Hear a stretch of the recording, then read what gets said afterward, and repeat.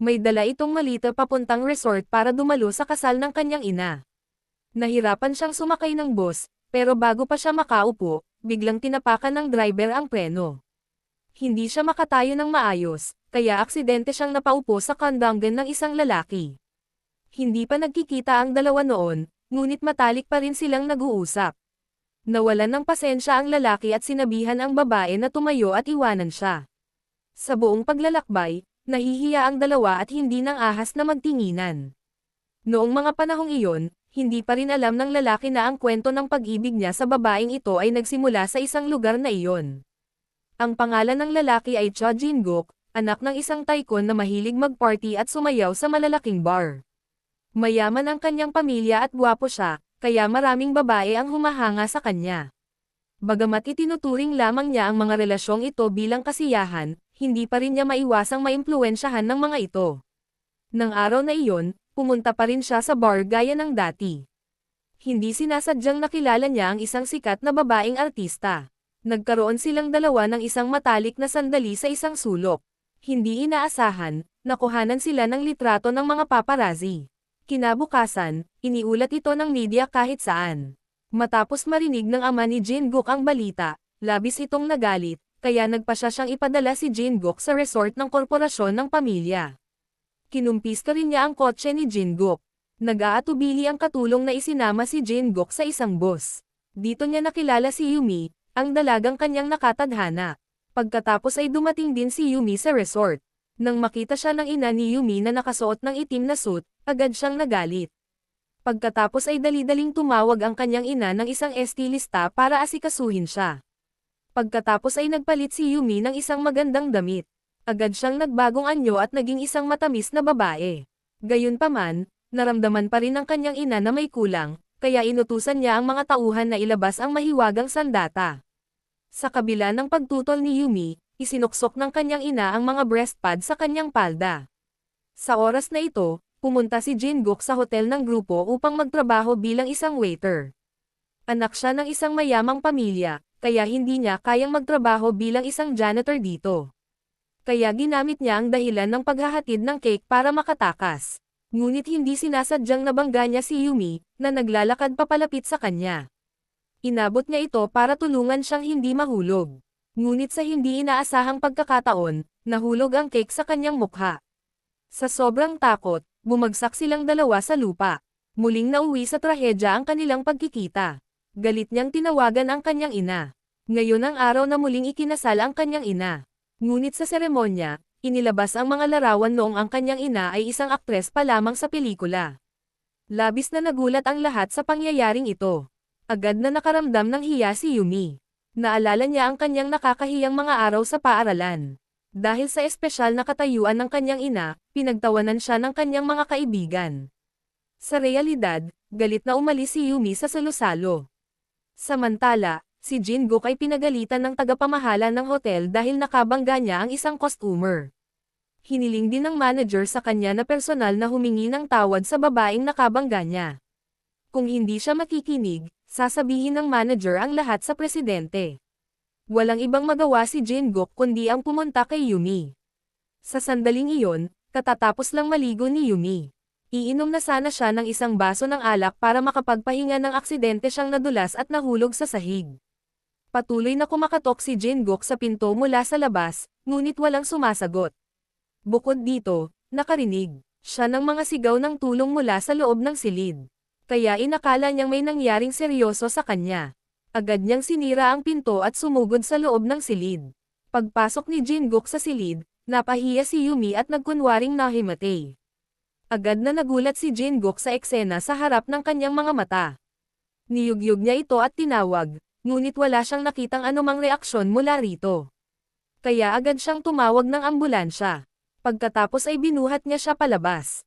Iminulat niya ang kanyang mga mata at nakita niya itong buhat-buhat siya at mabilis na tumatakbo. Gusto rin niyang sabihin sa kanya ang totoo ngunit hindi niya alam kung paano magpapaliwanag. Sa isang iglap, dumating ang ambulansya. Nagtipon ang mga tao at nag-usap ng may pagkausyoso. 3 medical staff ang nagsimulang samuri sa kanya, ngunit wala silang nakitang anumang senyales ng abnormalidad. Pagkatapos ay sinubukan nilang kalmutin ang talampakan ng kanyang paa, at agad niyang sinipa ang isa sa mga staff. Naging lubhang awkward ang kapaligiran. Napagtanto ng lahat na biro lamang ito. Kaya't sinimulan nilang tingnan sina Yumi at Jin-guk ng may kakaibang mga mata. Pagkatapos ay dinala ni Jin-guk si Yumi pabalik sa hotel. Sinisi niya ito sa hindi pagsasabi sa kanya ng totoo. Dahil doon, nagdulot ito ng hindi kinakailangang hindi pagkakaunawaan. Ngunit labis din siyang nalungkot. Naisip niya ang kanyang trabaho, na hindi na nangyayari ayon sa gusto niya. Ngayon, kailangan na rin niyang dumalo sa kasal ng kanyang ina, at kailangan niyang tiisin ang masamang reputasyon ng kanyang ina. Biglang napuno ng lungkot ang kanyang puso. Hindi matiis ni Jin-guk na makitang umiiyak ang kanyang anak. Kaya hinubad niya ang kanyang Amerikana at isinuot ito sa kanya. Hinikayat niya ito na dahil pumunta siya rito para maglaro, hindi na niya dapat isipin pa ang mga hindi kanais-nais na bagay. Dapat lang niyang i-enjoy ang sarili niya. Akala nila ay hindi na sila magkikita muli. Pero kadalasan ay hindi inaasahan ang mga nangyayari. Mag-isang nagmaneho palabas si Jin-guk para mag-relax, at hindi sinasadyang nakita niya ulit si Yumi. Nang makita niya itong nagmamaneho ng supercar, agad niya itong tinukso. Tinanong niya kung ninakaw ba nito ang kotse ng isang customer. Sa simula ay balak sana niyang ipaliwanag na siya ang anak ng presidente ng hotel. Ngunit hindi niya naintindihan na ninakaw nito ang kotse ng anak ng presidente. Wala sa kanilang dalawa ang sumuko. At lalong lumala ang hindi pagkakaunawaan sa pagitan nila. Natakot si Yumi na baka hindi siya makasakay sa huling bus. Kaya kinailangan niyang sumakay sa kotse ni Jin-guk. Wala siyang ideya na pagkatapos ng biyaheng ito, hindi na ito turing na estranghero ang relasyon nila ni Jin-guk. Habang nasa daan sila, biglang naubusan ng gasolina ang sasakyan. Sa kasamaang palad, wala nang dalang pera si Jin-guk. Kinailangan niyang pansamantalang ihinto ang sasakyan sa tabi ng kalsada. Pagkatapos ay kumuha siya ng isang bote ng pulang alak mula sa sasakyan, at silang dalawa ay pumunta sa dalampasigan.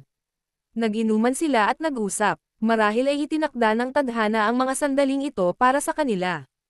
Bigla, may napulot akong baryang 500 at isa sa dalampasigan.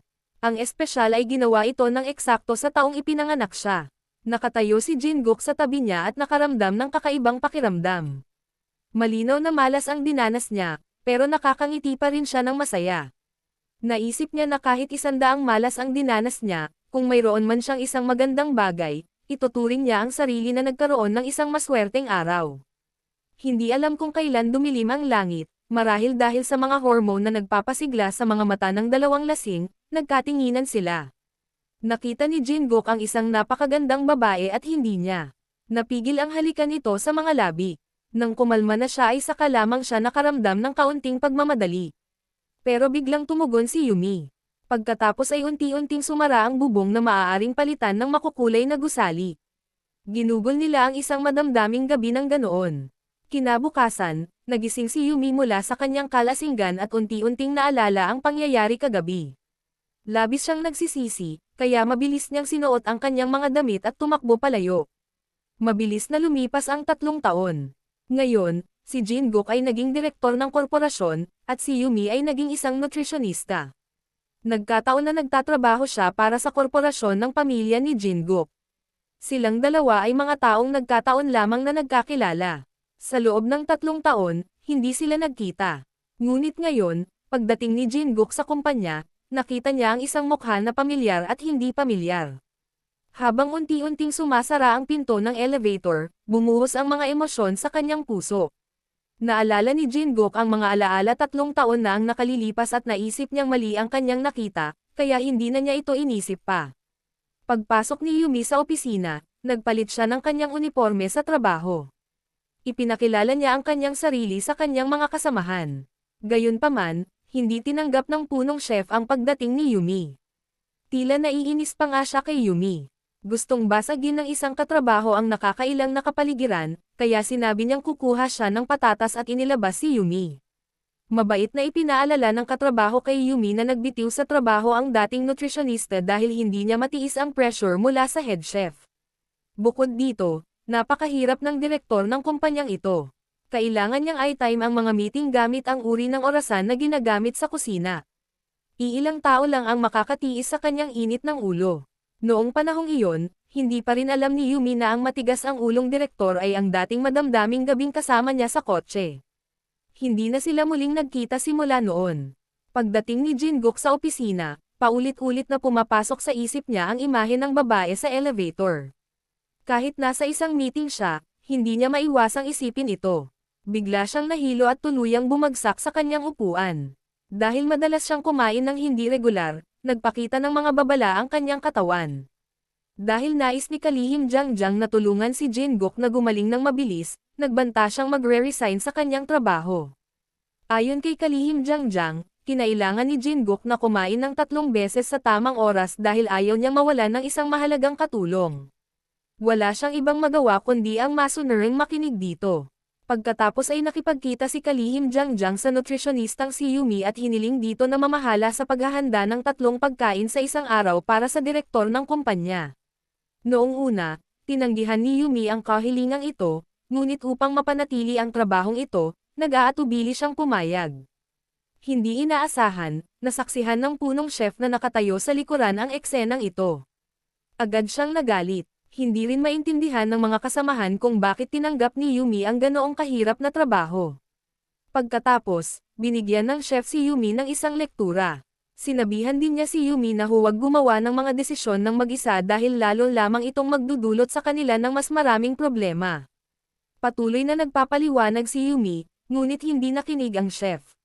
Diretsahan pang ang inanunsyo ng chef na si Yumi mismo ang kailangang maghanda ng 3 pagkain para sa direktor. Sa unang araw niya sa trabaho, nakaranas si Yumi ng ganitong bagay, labis siyang nalungkot at hindi niya alam ang sasabihin. Gayunpaman, hindi niya alam na ang direktor pala ang kanyang nakatadhana ng pag-ibig. Sa oras na ito, natuklasan ni Jin-guk na nagtatrabaho si Yumi sa kanyang kumpanya.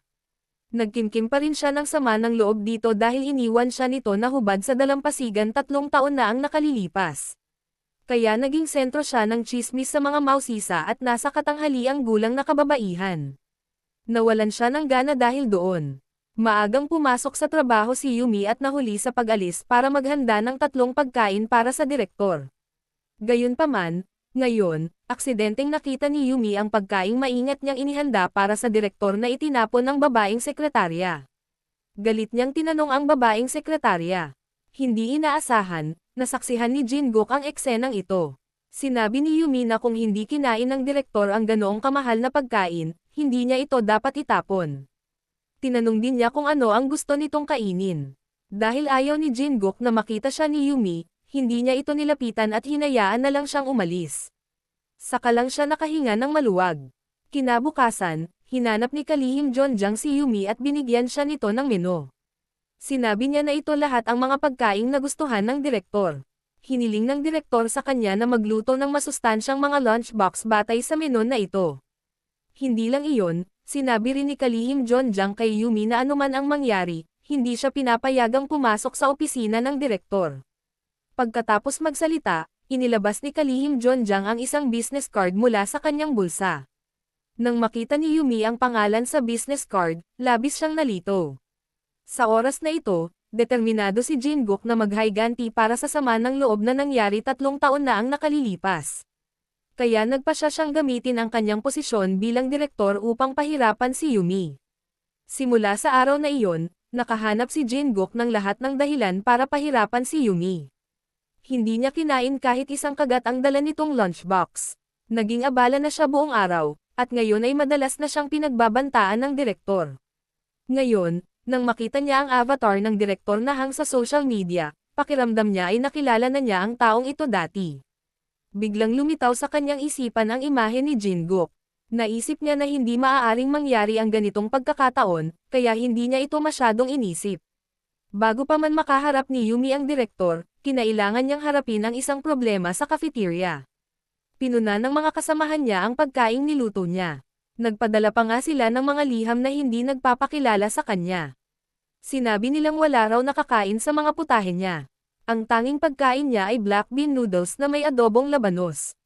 Sarkastiko namang nagkomento ang isang katrabaho na tila masyadong libre ang trabaho ng isang nutritionista rito, kaya lalo siyang pananghinaan ng loob matapos marinig ang mga sinabi ng kanyang katrabaho. Kasabay nito, Dumating si Kalihim Jonjang at ipinaalam kay Yumi na kailangan na naman niyang gumawa ng mga lunchbox. Ang mga sumunod na pagkabigla ay lubos na nagpalungkot kay Yumi, kaya't pumunta siya sa kanyang matalik na kaibigan upang magtapat dito. Gayunpaman, hindi sinasadyang na ipadala niya ang mga reklamong iyon sa direktor ng kumpanya. Nang mapagtanto ni Yumi na nakagawa siya ng isang malaking pagkakamali, nagmadali siyang pumunta sa opisina ng direktor. Matapos itulak ang pinto, nahihiyang yumoko siya at humingi ng tawad sa kanya. Matagal nang hinihintay ni Jin-guk ang sandaling ito. Dahan-dahan siyang lumingon at tumingin sa kanya. Labis ang pagkagulat ni Yumi kaya't kinailangan niyang takpan ang kanyang bibig. Ilang beses nang lumitaw sa kanyang isipan ang mukhang ito sa nakalipas na 3 taon. Ngayon, muling lumitaw ang lalaki sa kanyang harapan. Hindi siya makapaniwala, nagkunwari siyang kalmado, humingi ng tawad, at saka tumalikod para umalis. Hindi pa rin siya tuluyang kumalma hanggang sa matapos ang trabaho. Mula simula hanggang katapusan, hindi pa rin siya makapaniwala na ang direktor pala ay ang lalaking nakilala niya 3 taon na ang nakalilipas. Pagkatapos noon, pagkalabas ni Jin-guk ng kotse, sinubukan ni Yumi na tumakas, ngunit pinigilan siya nito. Sinabi niya na hindi pa rin siya nagbago. Mas lalong gamwapo ang lalaki. Hindi niya alam kung paano sasagutin, kahit na napakarami na niyang sagot. Sa isip niya, sa wakas ay nasabi na niya na hindi niya ito kilala.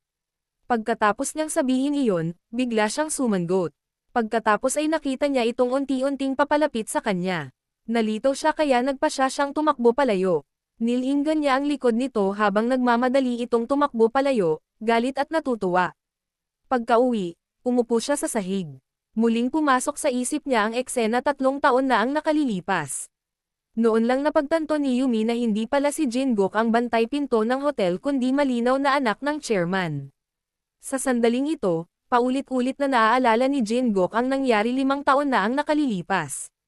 Naisip niya na kilala rin siya ni Yumi, kaya sumumpa siya na tiyak na tuturuan niya ito ng leksyon. Tunay nga, kinabukasan, nakatanggap si Yumi ng abiso mula sa kalihim na si Jiang na personal niyang ihahatid ang lunchbox sa direktor sa hinaharap.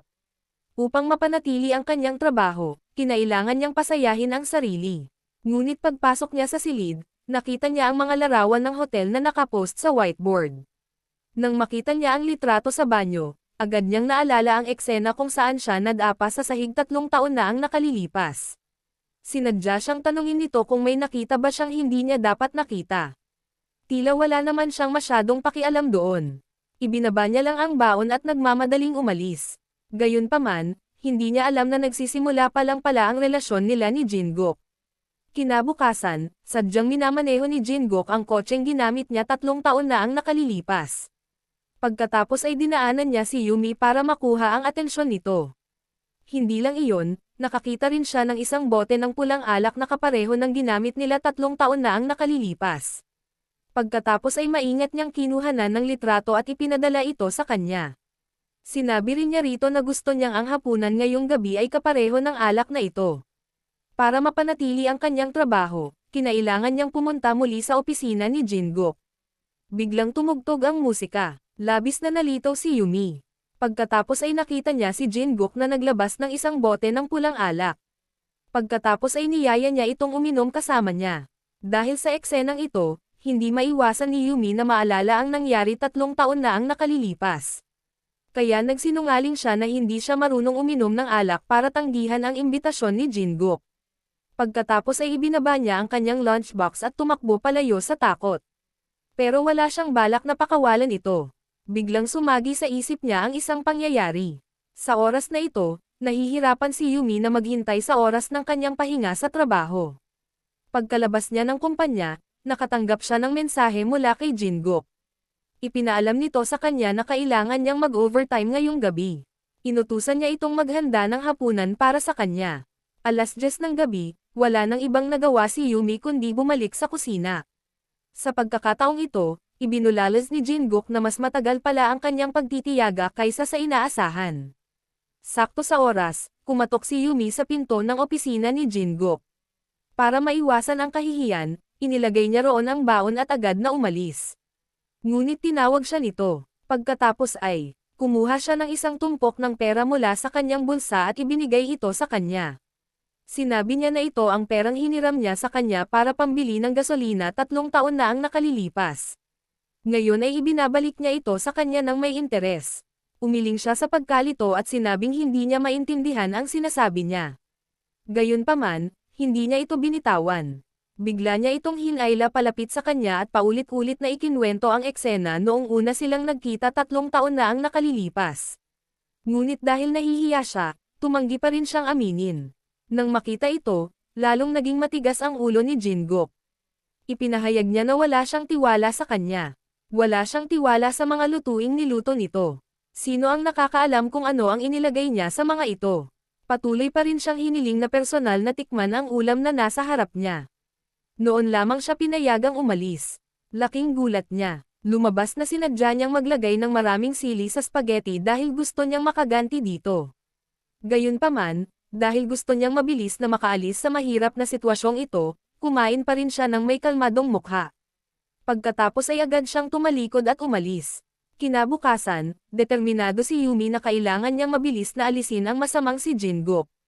Kaya tinawagan niya ang pinuno ng departamento at umaasa na babaguhin ng pinuno ng departamento ang kanyang lugar ng trabaho. Ngunit sa hindi inaasahang pagkakataon, narinig ni Kalihim Jang ang kanilang pag-uusap. Gaya ng inaasahan, nangyari ang lahat ayon sa hinulaang ni Yumi. Mabilis itong nakarating sa pandinig ni Jin-guk. Ipinatawag niya si Yumi sa kanyang opisina at pinuna ito. Sinabi niya na irresponsible siya. Kapag nahihirapan siya, ang alam lang niya ay magtago. Nagagalit siya at tinatanong kung may itinatago ba siya. Tinanong ni Jin-guk kung may itinatago ba siya. May naranasan ba siyang mahirap sabihin? Sa wakas ay nagpasya siyang aminin ito. Ikinwento niya rito ang lahat ng nangyari sa kotse sa tabi ng dalampasigan at sa hotel. 3 taon na ang nakalilipas, sinabi niya na naaalala niya ang lahat ng nasa puso niya. Nang makita ang pagkabalisa ni Yumi, balak sana ni Jin-guk na hinaan ang boses nito para aliwin siya. Ngunit sa hindi inaasahang pagkakataon, lalong lumakas ang kanyang emosyon. Sinabi niya na isa siyang nutritionista at ang lalaki naman ay isang direktor ng kumpanya na may nutritional imbalance. Tinanong niya kung bakit hindi na lang ito manahimik at kainin ang pagkaing niluto niya para sa kanya. May tinanong ito sa kanya na matagal na niyang iniisip sa nakalipas na 3 taon. Hindi niya maintindihan kung bakit siya iniwan nito roon ng mag-isa 3 taon na ang nakalilipas. Sumagot siya na one night stand lang daw iyon at pansamantala lang daw siyang na-stimulate ng hormones. Ito ang unang beses na gumawa siya ng ganito, kaya naman takot na takot siya. Sa huli, nagpasya siyang tumakas.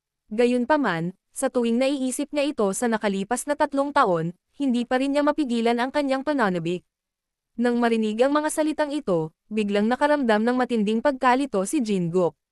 Aksidente lang talaga iyon noong una, pero pareho nilang hindi maalis sa isip ang nangyari. Kinabukasan, pumunta si Yumi sa kumpanya, pero wala siya sa mood magtrabaho.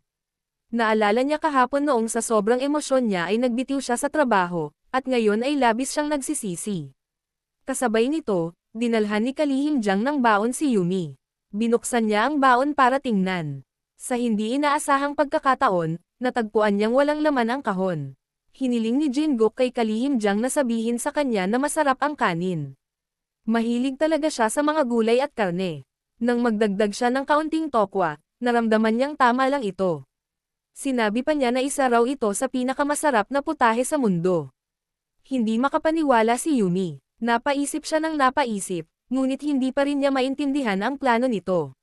Samantala, dumating sa kumpanya ang nababalitang kasintahan ni Jin-guk. Si Hairi ay isang announcer para sa isang sikat na istasyon ng TV. Bagamat maganda at mayaman si Jin-guk, hindi ito nagpakita ng anumang interes sa kanya mula simula hanggang katapusan. Kahit na nakita niya itong papunta sa kumpanya, ang ugali nito ay labis na hindi kanais-nais. Gayunpaman, inihagis pa rin ni Hairi ang kanyang sarili sa mga bisig ni Jin-guk. Habang nagkikita silang dalawa ng ganoon, sakto lang ang pagdating ni Yumi ng cake. Nang makita niya ang eksenang iyon, nahiya siya at gusto nang umalis.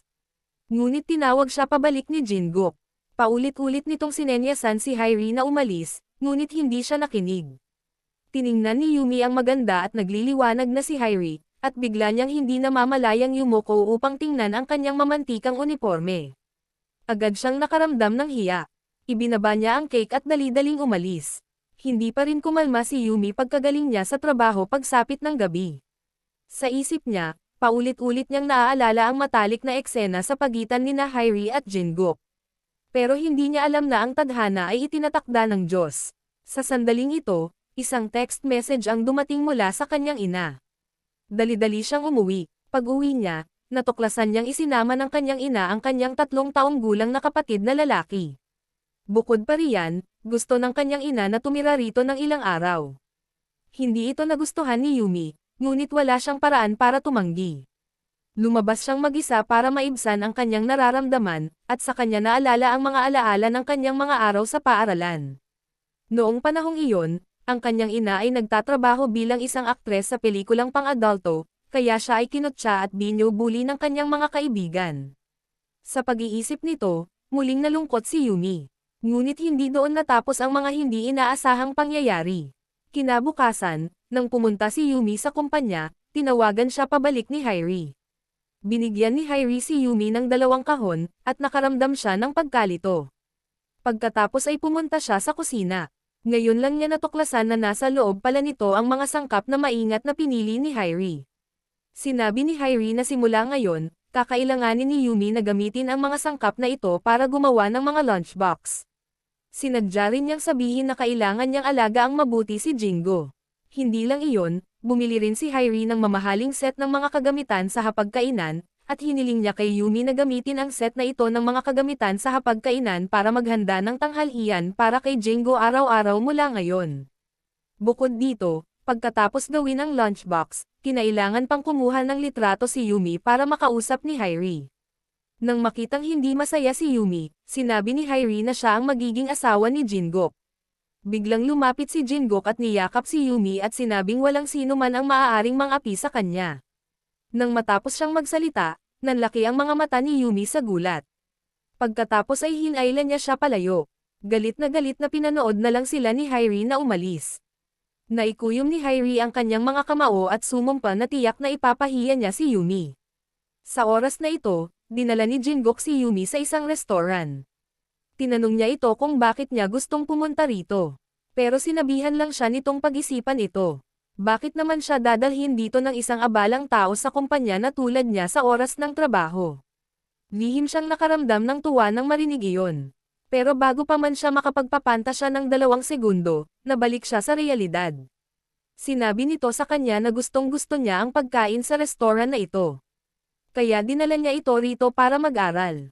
Umasa siyang hindi nito maintindihan ang kanyang mga intensyon. Tumingin ito sa kanya at tinanong kung ang taong kanina lang ay si MC Hairi. Magkasintahan ba sila? Sumagot si Jingkook na si Hairi ay anak ng kanyang guro. Binigyang diin niya na hindi niya dapat basta-basta silang pagsabayin. Nang marinig ni Yumi ang pagtanggi ni Jingkook, tila nakaramdam siya ng kaunting tuwa. Ngunit agad na winasak ni Jingkook ang mga pantasya ni Yumi. Binigyang diin niya na isang beses lang silang naaksidente nito, 3 taon na ang nakalilipas. Umaasa rin siya na wala itong pag-asa para sa kanya. Sa sobrang kaba niya ay nasengot siya noong paalis na sana siya.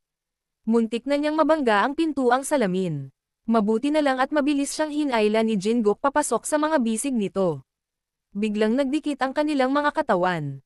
Naging awkward ang atmosfera. Sa sandaling nagtama ang kanilang mga mata, si Yumi ay labis na kinabahan kaya't siya ay sumangot. Nakaramdam din ng hiya si Jingkook. Kaya mabilis niyang binitawan ang kamay niya. Pagkatapos ay pinagalitan niya ito. Hindi niya alam na may itinatago pa rin pala itong sikreto na alam niya tungkol sa kanya. 3 taon na ang nakalilipas, aksidente niyang nahawakan ang isang breast pad na naiwan ng babae sa kotse. Simula noon, itinago niya ito sa isang kahon sa loob ng 3 taon. Sa tuwing nakikita niya ito, naaalala niya ang eksena mula 3 taon na ang nakalilipas.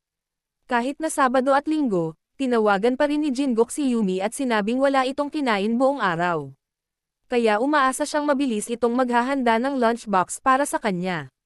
Gusto niya sanang tumanggi, pero para mapanatili ang trabahong ito, kinailangan niyang pumayag. Gayunpaman, hindi niya alam na kalahating oras na ang nakalipas, nakipagkita ito sa isang mahalagang kliyente at nasiyahan na sa pagkaing Chino.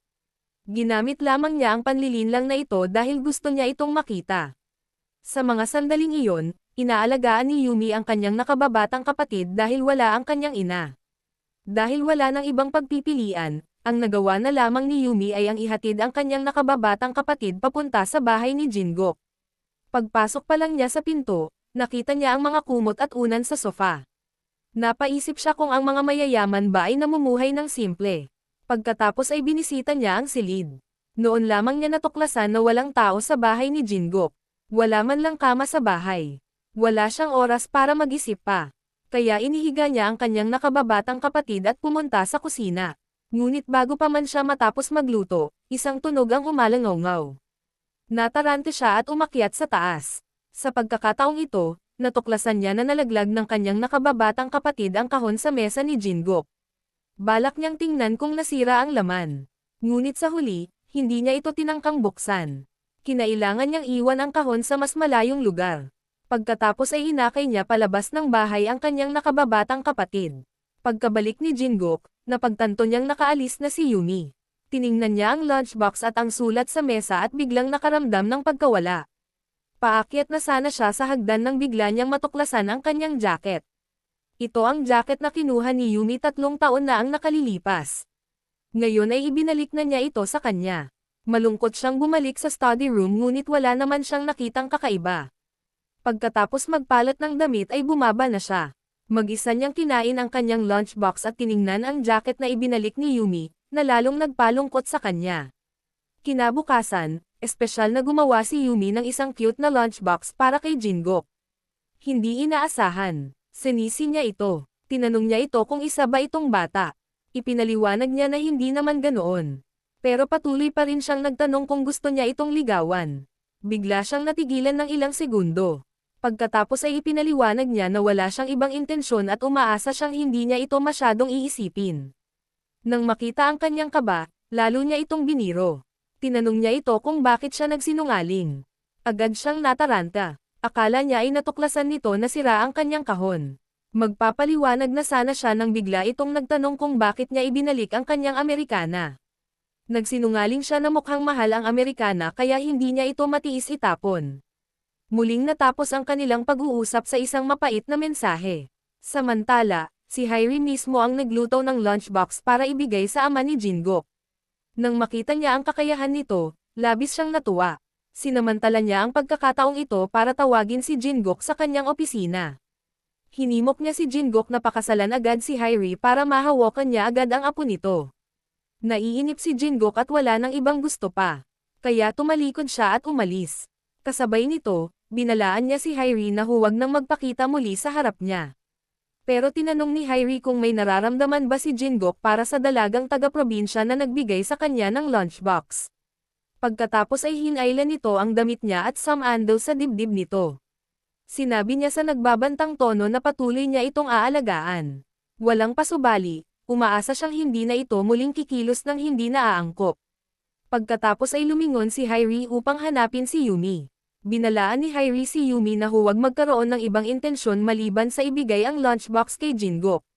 Bukod dito, hindi dapat mangarap si Yumi ng anumang bagay na hindi dapat mangyari kay Jingok. Hindi makagalaw si Yumi dahil sa malakas na aura ni Hairi. Kahit habang nagtatrabaho, nag-aalala pa rin siya. Natatakot siyang baka makita ni Jingok na sira ang kahon. Tunay nga, habang mas natatakot siya sa isang bagay, lalo itong nangyayari. Pag-uwi ni Jingok, aksidente niyang natuklasan na tila may nahawakan ang kahon sa mesa. Naalala ni Jingok na gumawa si Yumi ng lunchbox noong maghapon para pasayahin siya. Kaya inakala niyang nakita nito ang laman ng kahon. Bigla, isang alon ng kahihiyan ang kumalat sa buong katawan niya. Kinabukasan, hindi siya makapag-concentrate sa meeting. Naisip pa niya na binubuksan nito ang kahon at nakita ang laman nito. Malakas niyang hinampas ang mesa para mawala ang kanyang pagkapahiya. Nagulat ang lahat. Sa sandaling iyon, inakala ni Yumi na sobrang abala si Jingok kaya nakalimutan nitong ipaalam sa kanya. Kaya't siya na ang nagdesisyong ibigay ang lunchbox kay Secretary Jiang. Ngunit galit na sinabi ni Jingok na ayaw niyang kumain. Sinabi ni Kalihim Jiang na ang nutritionista ang naghanda ng lunchbox para sa kanya. Nang buksan ni Jingok ang kahon, agad siyang naakit ng isang sulat.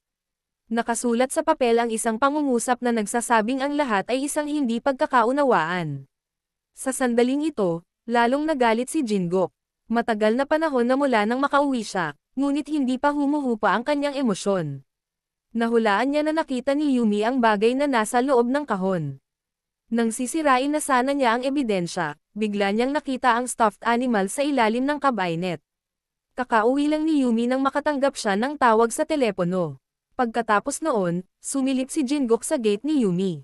Labis siyang nagulat, at nahihirapan din siyang paniwalaan. Agad na kinuha ni Jingok ang stuffed animal at tinanong siya kung bakit ito nasa kwarto niya. Akala niya ay natagpuan na nito ang sirang kahon, kaya dali-dali niya itong inabot ng isang bag. Ipinaliwanag niya na aksidente niya itong nalaglag. Kaya ngayon ay bumili siya ng katulad na kahon bilang kabayaran. Umasa siyang titigil na ito sa galit. Ngunit ang inaalala lang nito ay kung nabuksan na ba nito ang kahon o hindi. Hindi ito direktang sumagot ngunit sinabi nitong mahulaan niya ang laki ng bagay na nasa loob ng kahon.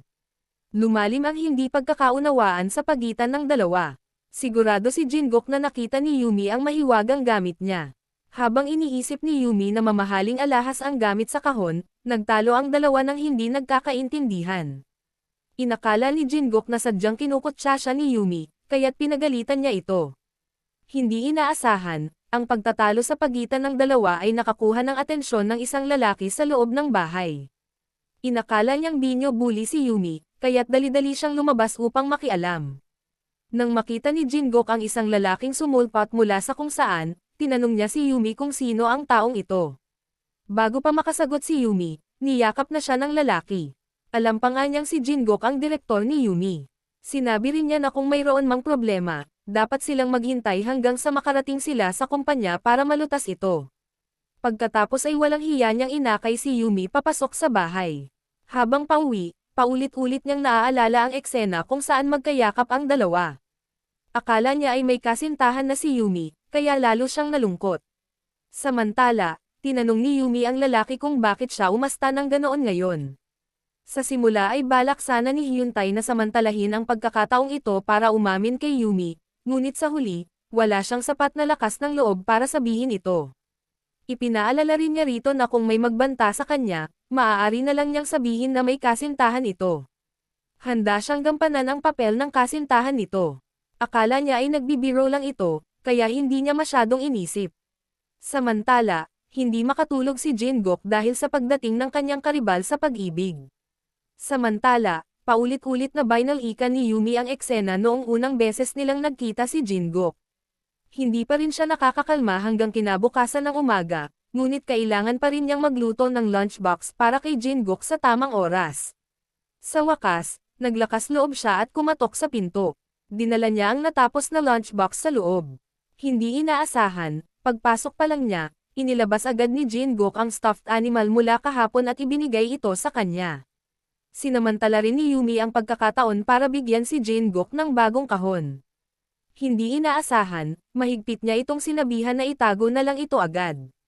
Sa sobrang kaba niya ay napasimangot siya. Pagkatapos ay tumayo ito at sinabing mas makabubuti kung hindi na niya ito babanggitin pa sa harap niya. Kahit hindi niya masyadong naintindihan, pumayag pa rin siya. Agad niyang itinago ang kahon at naghanda ng umalis, ngunit tinawagan siya pabalik ni Jingok. Tinanong siya nito tungkol sa lalaki kahapon. Naalala ni Yumi ang sinabi sa kanya ni Hyuntay kaya hindi siya direktang sumagot at sinabi na lang na pribadong bagay niya iyon. Kaya walang karapatang magtanong si Jingok. Hindi inaasahan, mas naging mapangahas pa si Jingok. Pinuna niya ito dahil sa hindi niya alam kung paano pumili ng lalaki. Sa unang tingin, alam niyang Meniokiz ang lalaking ito. Ikinatwiran ni Yumi na gwapo si Hyuntay. Sinabi niyang nagsikap ito ng husto. Hindi lang iyon, edukado at magalang din siya. Binigyang diin din niya na ibang-iba ito sa isang taong puro itsura lang ang taglay. Pagkasabi niya noon, nagselos agad si Jingok. Nang umalis si Yumi, hindi pa rin tumigil sa pagsasalita si Jingok. Galit niyang tiningnan ang lunchbox na ibinigay nito sa kanya at patuloy siyang pinapuna. Ngunit hindi niya maiwasang kunan ng litrato ang lunchbox para itago bilang alaala. Sa isang iglap, oras na para umalis sa trabaho. Hindi sinasadyang. Nakita ni Jingok si Kalihim Jang na may hawak na libro at nakaramdam ng kuryosidad, kaya kinuha niya ang libro para basahin. Gayunpaman, Nagulat siya nang malaman na ang may akda ng libro ay si Hyuntae. Agad niyang hiniling kay Kalihim Jang na ipaalam kay Yumi na mag-o-overtime siya ngayong gabi at gusto niyang kumain ng lunchbox. Labis na nalulumbay si Yumi, ngunit tanging ang makita lang niya ang pag-alis ng iba niyang mga kasamahan. Samantala, kinailangan niyang manatili at lumaban ng mag-isa. Pagkatapos magluto ng hapunan, agad niya itong dinala kay Jin-guk. Sinabi nito na nagsikap siya at maaari na siyang umalis. Pagbalik niya sa kanyang opisina, nakatanggap siya ng text message. Binuksan niya ito at nakita niyang niyaya siya ni Hyuntae na mamasyal. Hindi inaasahan, nagpadala si Jin-guk ng text message ng sandaling iyon at nagreklamo na napakaliit ng lunchbox ngayon. Gusto niyang magluto pa ito ng kanin, kaya kinailangan ni Yumi na manatili at magluto ng bagong lunchbox para ibigay kay Jin-guk. Sa pag-aakalang gabi na, tinawagan ni Yumi si Hyuntae para kanselahin ang appointment ngayon. Hindi inaasahan, sinabi nitong pumunta siya sa kumpanya nito. Sa oras na ito, hindi pa rin niya alam na nakikinig pala si Jin-guk sa mga tawag nila mula simula hanggang katapusan. Dahan-daang naglakad si Jin-guk papunta kay Yumi. Marami siyang reklamo tungkol dito sa puso niya. Kahit gusto niyang magsalita, hindi niya ito masabi ng malakas. Pinilit niya lamang ngumiti at pumasok sa kusina. Sarkastikong sinabi niya na may pulubing naninirahan sa tiyan nito. Gayunpaman, ang mga kamay niya ay patuloy pa ring nagluluto ng sopas na may buto para sa kanya. Sa wakas ay natapos na niya ang pagluluto at inilabas ito. Ilalagay na sana niya ang kaldero sa mesa nang mapansin niyang nakalimutan niyang magdala ng lalagyan ng kaldero. Gayunpaman, naghanda si Jin-guk ng lalagyan ng kaldero para sa kanya. Agad niyang kinuha ang libro ni Hyuntae para gamiting lalagyan ng palayok. Labis na nalito si Yumi at tinanong kung ang librong iyon ay kay Hyuntae. Ipinaliwanag ni Jin-guk na libro iyon ng kanyang personal na sekretarya at sapat ang kapal nito para gamiting lalagyan ng palayok. Hindi lang iyon, niyaya rin ni Jin-guk si Yumi na umupo at kumain kasama niya. Kahit ayaw niya, kinailangan pa rin niyang umupo dahil utos iyon ng kanyang amo. Nang makita si Yumi na palaging nakatingin sa kanyang relo, sinadya siyang tanungin ni Jin-guk kung gusto ba nitong makipag-date o kung may date ba talaga siya pero kinailangan niyang kanselahin ito dahil sa overtime. Nang marinig ang mga salitang ito, bigla niyang napagtanto na pinahihirapan pala siya ni Jin buong gabi. Tinanong niya kung bakit ito kumain ng 3 beses sa isang gabi ngayon. Dahil ba gusto nitong gamitin ang libro ni Hyuntae bilang lalagyan ng kaldero. Kahit na nabunyag ang plano nito, iginiit pa rin niya na hindi siya ganoon kalaya. Pagkatapos ay sinabi niya na mayroon siyang dapat kumpirmahin. Labis na nalito si Yumi. Nang kumalma na siya, nakalapit na sa kanya si Jin-guk. Sa sobrang kaba niya ay sumisinghot siya. Pagkatapos ay balak niya sanang gamitin ito bilang dahilan para umalis, ngunit sa huli ay hinayla siya nito palayo. Tinanong din siya nito kung bakit siya kinakabahan at sinisinghot tuwing kasama niya ito. Naantig ba siya nito? Nang marinig ito ni Yumi, hindi namamalayang naitulak niya si Jin-guk palayo. Pagkatapos ay bigla niyang naisip ang eksena 3 taon na ang nakalilipas. Nagsinungaling siya na sinisinok niya ito dahil nalungkot siya nang maalala ang nakaraan. Pagkatapos ay natarante siya at tumakbo palayo. Pag-uwi ni Yumi, nakita niya ang kanyang ina na nanunood ng isang pelikulang pangmatanda na pinagbidahan ng kanyang ina noong bata pa ito. Hindi maintindihan ni Yumi kung bakit itinuring ito ng kanyang ina na isang ipinagmamalaki. Matapos makipagtalo sa kanyang ina, pumunta si Yumi sa balkonahe at nakita siya ni Hayenay na umiinom mag-isa, kaya nilapitan niya ito upang aliwin. Sinabi niya na marahil ay may ilang hindi masabi na mga alalahanin ang kanyang ina, ngunit hindi niya iniisip iyon. Mula pa noong siya ay bata pa, nakaranas siya ng matinding pagkabigla nang malaman niya ang tungkol sa espesyal na trabaho ng kanyang ina. Lumala pa ang sitwasyon nang malaman din ng kanyang mga kaibigan ang katotohanan ito. Mula noon, naging biktima siya ng pambubuli sa paaralan. Simula noon, hindi na siya nang ahas na mamuhay ayon sa sarili niyang kagustuhan, maging sa pag-ibig o sa pananamit. Kung hindi lang dahil sa kasal ng kanyang ina, hindi sana nangyari ang insidente sa pagitan nila ni Jin-guk sa kotse. Sa pag-iisip nito, labis na nagsisisi si Yumi. Paulit-ulit siyang nagreklamo kay Hyuntae tungkol sa nangyari. Akala niya lasing ito. Puro kalokohan lang ang sinasabi nito, kaya hindi niya ito masyadong inisip. Sa oras na ito, natapos na rin ni Jin-guk ang kanyang trabaho at nakauwi na. Naisip niya si Yumi, sinasabing sumisipol ito dahil gusto nitong kalimutan ang nakaraan. Nag-alab ang kanyang galit, kaya kinuha niya ang kahon na naglalaman ng mga breast pad ni Yumi at itinapon ito sa basurahan. Gayunpaman, hindi niya maiwasang pulutin ito. Pagkatapos ay ibinalik niya ito sa aparador. Kinabukasan ng umaga sa kumpanya, aksidenteng narinig ni Jin-guk si Yumi na tinatawag si Hyun-tae. Tinanong niya kung nakauwi ba ito ng ligtas kagabi. Kaya napagtanto ni Jin-guk na magkasama ang dalawa kagabi. Agad na nakaramdam ng matinding selos si Jin-guk. Agad na tinawagan ni Jin-guk si Kalihim John upang makipagkita kay Yumi upang tumanggap ng mga utos. Sinabi niya sa kanya na ngayon, kailangan niyang maghanda ng mga lunchbox para sa isang grupo na may 10 katao. Hindi lang iyon, kailangan din niyang maghanda ng 20 lunchbox para sa mga empleyado sa gabi. Naisip ni Yumi kung pwede ba silang umorder na lang ng mga lunchbox mula sa labas sa ganitong halaga. Pero sinabi ni Kalihim John na hindi siya pinapayagang umorder ng mga lunchbox mula sa labas. Agad siyang nakaramdam ng desperasyon. Pumunta siya sa kusina para abalahin ang paghahanda ng lahat. Nang dalhin ni Yumi ang mga lunchbox, nakita niya roon si Hairi.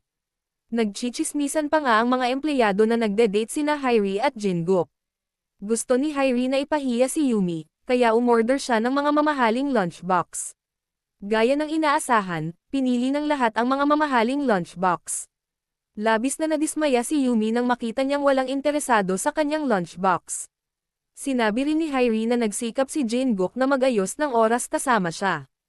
Kaya naman, kinailangan niyang suklian ito ng maalalahan ng pagkain at inumin. Nang makita ito, malungkot na umalis si Yumi. Binalaan ni Jin-guk si Hairi na kumilos ng maayos. Mabilis na hinabol ni Jin-guk si Yumi para humingi ng tawad sa kanya. Gayunpaman, sinabi ni Yumi na siya ang dapat humingi ng tawad. Pakiramdam niya ay sinira niya ang proposal ni Jin-guk. Lumalabas na inakala ng babae na regalo pala sa kasal ang kahon niya. Dahil sinira niya ito, paulit-ulit siyang pinahirapan nito ng ganoon. Pagkatapos sabihin iyon, dali-dali siyang umalis. Noon lang naunawaan ni Jin-guk na hindi pala binuksan ni Yumi ang kahon. Pumunta si Yumi sa banyo para umiyak ng mag-isa. Gayunpaman, ayaw niyang aminin ang nararamdaman niya para kay Jin-guk. Sa oras na ito, tumawag si Kalihim Jang at sinabihan siyang pumunta sa ospital ngayon din. Tinanong niya kung bakit kailangan niyang pumunta sa ospital. May nangyari ba kay Jin-guk? Nag-aalala si Yumi na may nangyaring hindi inaasahan kay Jin-guk. Kaya dali-dali siyang sumakay ng taxi. Papunta sa ospital. Pagdating ni Yumi, nakita niya si Jin-guk na tinutukan ng IV. Mas tumindi ang kanyang pagkabalisa. Ipinaliwanag ni Kalihim Jang, na nakatayo sa tabi niya, na nasa ganitong kondisyon si Jin-guk dahil naubos na niya ang lahat ng lunchbox na niluto ni Yumi. Pagpasok pa lang niya sa opisina ay nakita niyang puno na ang 2 bag ng sandwich. Natatakot siyang magalit ito, kaya sabay-sabay siyang kumain ng ilang kahon. Dahil dito, nakaranas siya ng hindi pagkatunaw ng pagkain at kinailangang ma-hospital. Tinanong ni Yumi si Jin-guk kung bakit niya pinilit ang sarili ng ganoon. Sumagot siya na noong huling beses na hiniling niya sa babaeng sekretarya na itapon ang mga lunchbox, nagalit ito ng husto kaya't nagmadali siyang pumasok sa opisina para hanapin siya. Nang marinig ito, labis na nalitaw si Yumi. Hindi inaasahan, biglang binago ni Jin-guk ang usapan. Tinanong niya ito kung bakit libre ito ngayon at binisita ito. Napaisip siya kung hindi ba ito makikipag-date. Iginiit ng babae na wala siyang kasintahan at ang lalaki ay matalik niyang kaibigan lamang. Hindi rin sila nagsasama ng bahay. Ang unang palapag ay ang tindahan ni Hyun-tae at ang ikalawang palapag ay ang boarding house ni Yumi. Kaya naman madalas silang nagkikita araw-araw. Umaasa siyang hindi nito maintindihan ang kanilang relasyon. Nang marinig ang paliwanag nito, labis siyang natuwa. Ngunit nagkunwari pa rin siyang kalmado at ipinaliwanag sa kanya na wala silang anumang relasyon ni Hairi. Iba ang may-ari ng kahon sa bahay. Bago pa man makapagtanong si Yumi kung sino ang may-ari, nakatulog na si Jin-guk, kaya bumangon siya at tinakpan siya ng kumot. Hindi inaasahan, nakita ni Kalihim Jang, na nakatayo sa labas ng pinto, ang buong pangyayari. Kinabukasan, sinabi ni Kalihim Jang kay Jin-guk na binabantayan siya ni Yumi buong gabi. Hindi siya nakasakay ng taxi pauwi hanggang sa hating gabi na. Biglang naalala ni Jin-guk na tila hinalikan siya ni Yumi kahapon. Pero nang maisip niya iyon, Pakiramdam niya ay hindi iyon maaaring nangyari. Sakto namang itinulak ni Yumi ang pinto at pumasok. Sinadya niyang magluto ng isang mangkok ng lugaw na babagay sa panlasa ni Jin-guk. Gusto nitong linawin ang kanyang mga pagdududa, kaya niyaya niya itong manatili. Pagkatapos ay lumapit siya sa likuran niya at inakbayan siya.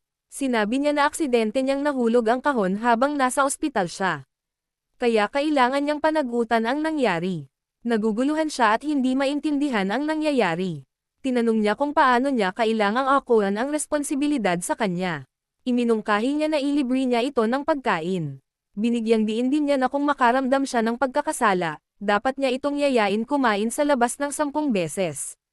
Kung hindi siya papayag, kailangan niyang magbayad ng 1,000,000 won bilang kabayaran. Pagkatapos ay kailangan na niyang umalis sa kumpanya. Para mapanatili ang kanyang trabaho, wala siyang ibang nagawa kundi ang pumayag. Sa isang kisap mata, oras na para umalis sa trabaho. Nag-text si Jin-guk kay Yumi sa tamang oras. Niyaya niya itong magkita sa gate ng kumpanya ng alas 7 ng gabi. Pagsakay nila sa kotse, sinabi ni Yumi na simpleng kakain lang sila. Naisip niya na hindi ito maituturing na date. Pagkatapos ay dinala niya ito sa isang tindahan ng merienda. Nagulat si Jin-guk, isang taong mula sa mataas na uri, nang makita siyang kumakain sa isang restoran ng mga ordinaryong tao. Total, ito ang unang pakikipag-date niya kay Yumi, kaya masunurin niyang sinubukan ang pagkain. Hindi niya inaasahan na ang restoran ng mga ordinaryong tao na ito ay magkakaroon ng ganito kasarap na pagkain. Hindi sinasadyang natapon ang pagkain sa kanyang damit. Nang makita ito, mabilis na kumuha si Yumi ng panyo para panasan ang kanyang dibdib. Ipinaalala niya rito na ang paggawa nito ay magpapahiya sa kanya. Agad siyang nakaramdam ng hiya. Bago pa siya makapagpaliwanag, kinutya na siya nito. Nabigo rin ang kanilang unang date dahil doon. Pagka-uwi, tiningnan ni Jin-guk ang mantsa sa kanyang damit at hindi niya maiwasang isipin ang sitwasyon ngayon. Pagkatapos ay naisip niya ang eksena kung saan siya hinalikan ni Yumi kanina. Habang iniisip niya ito, lalo niyang napagtanto na hindi pala ito panaginip. Hindi niya maitago ang kanyang tuwa. Kinabukasan, madaling araw na, Sabado at Linggo na. Pero tinawagan ni Jin-guk si Yumi para sabihan itong kumain ulit sa labas. Walang nagawa si Yumi kundi iwan ang kanyang nakababatang kapatid kay Hyuntae at hilingin dito na alagaan siya.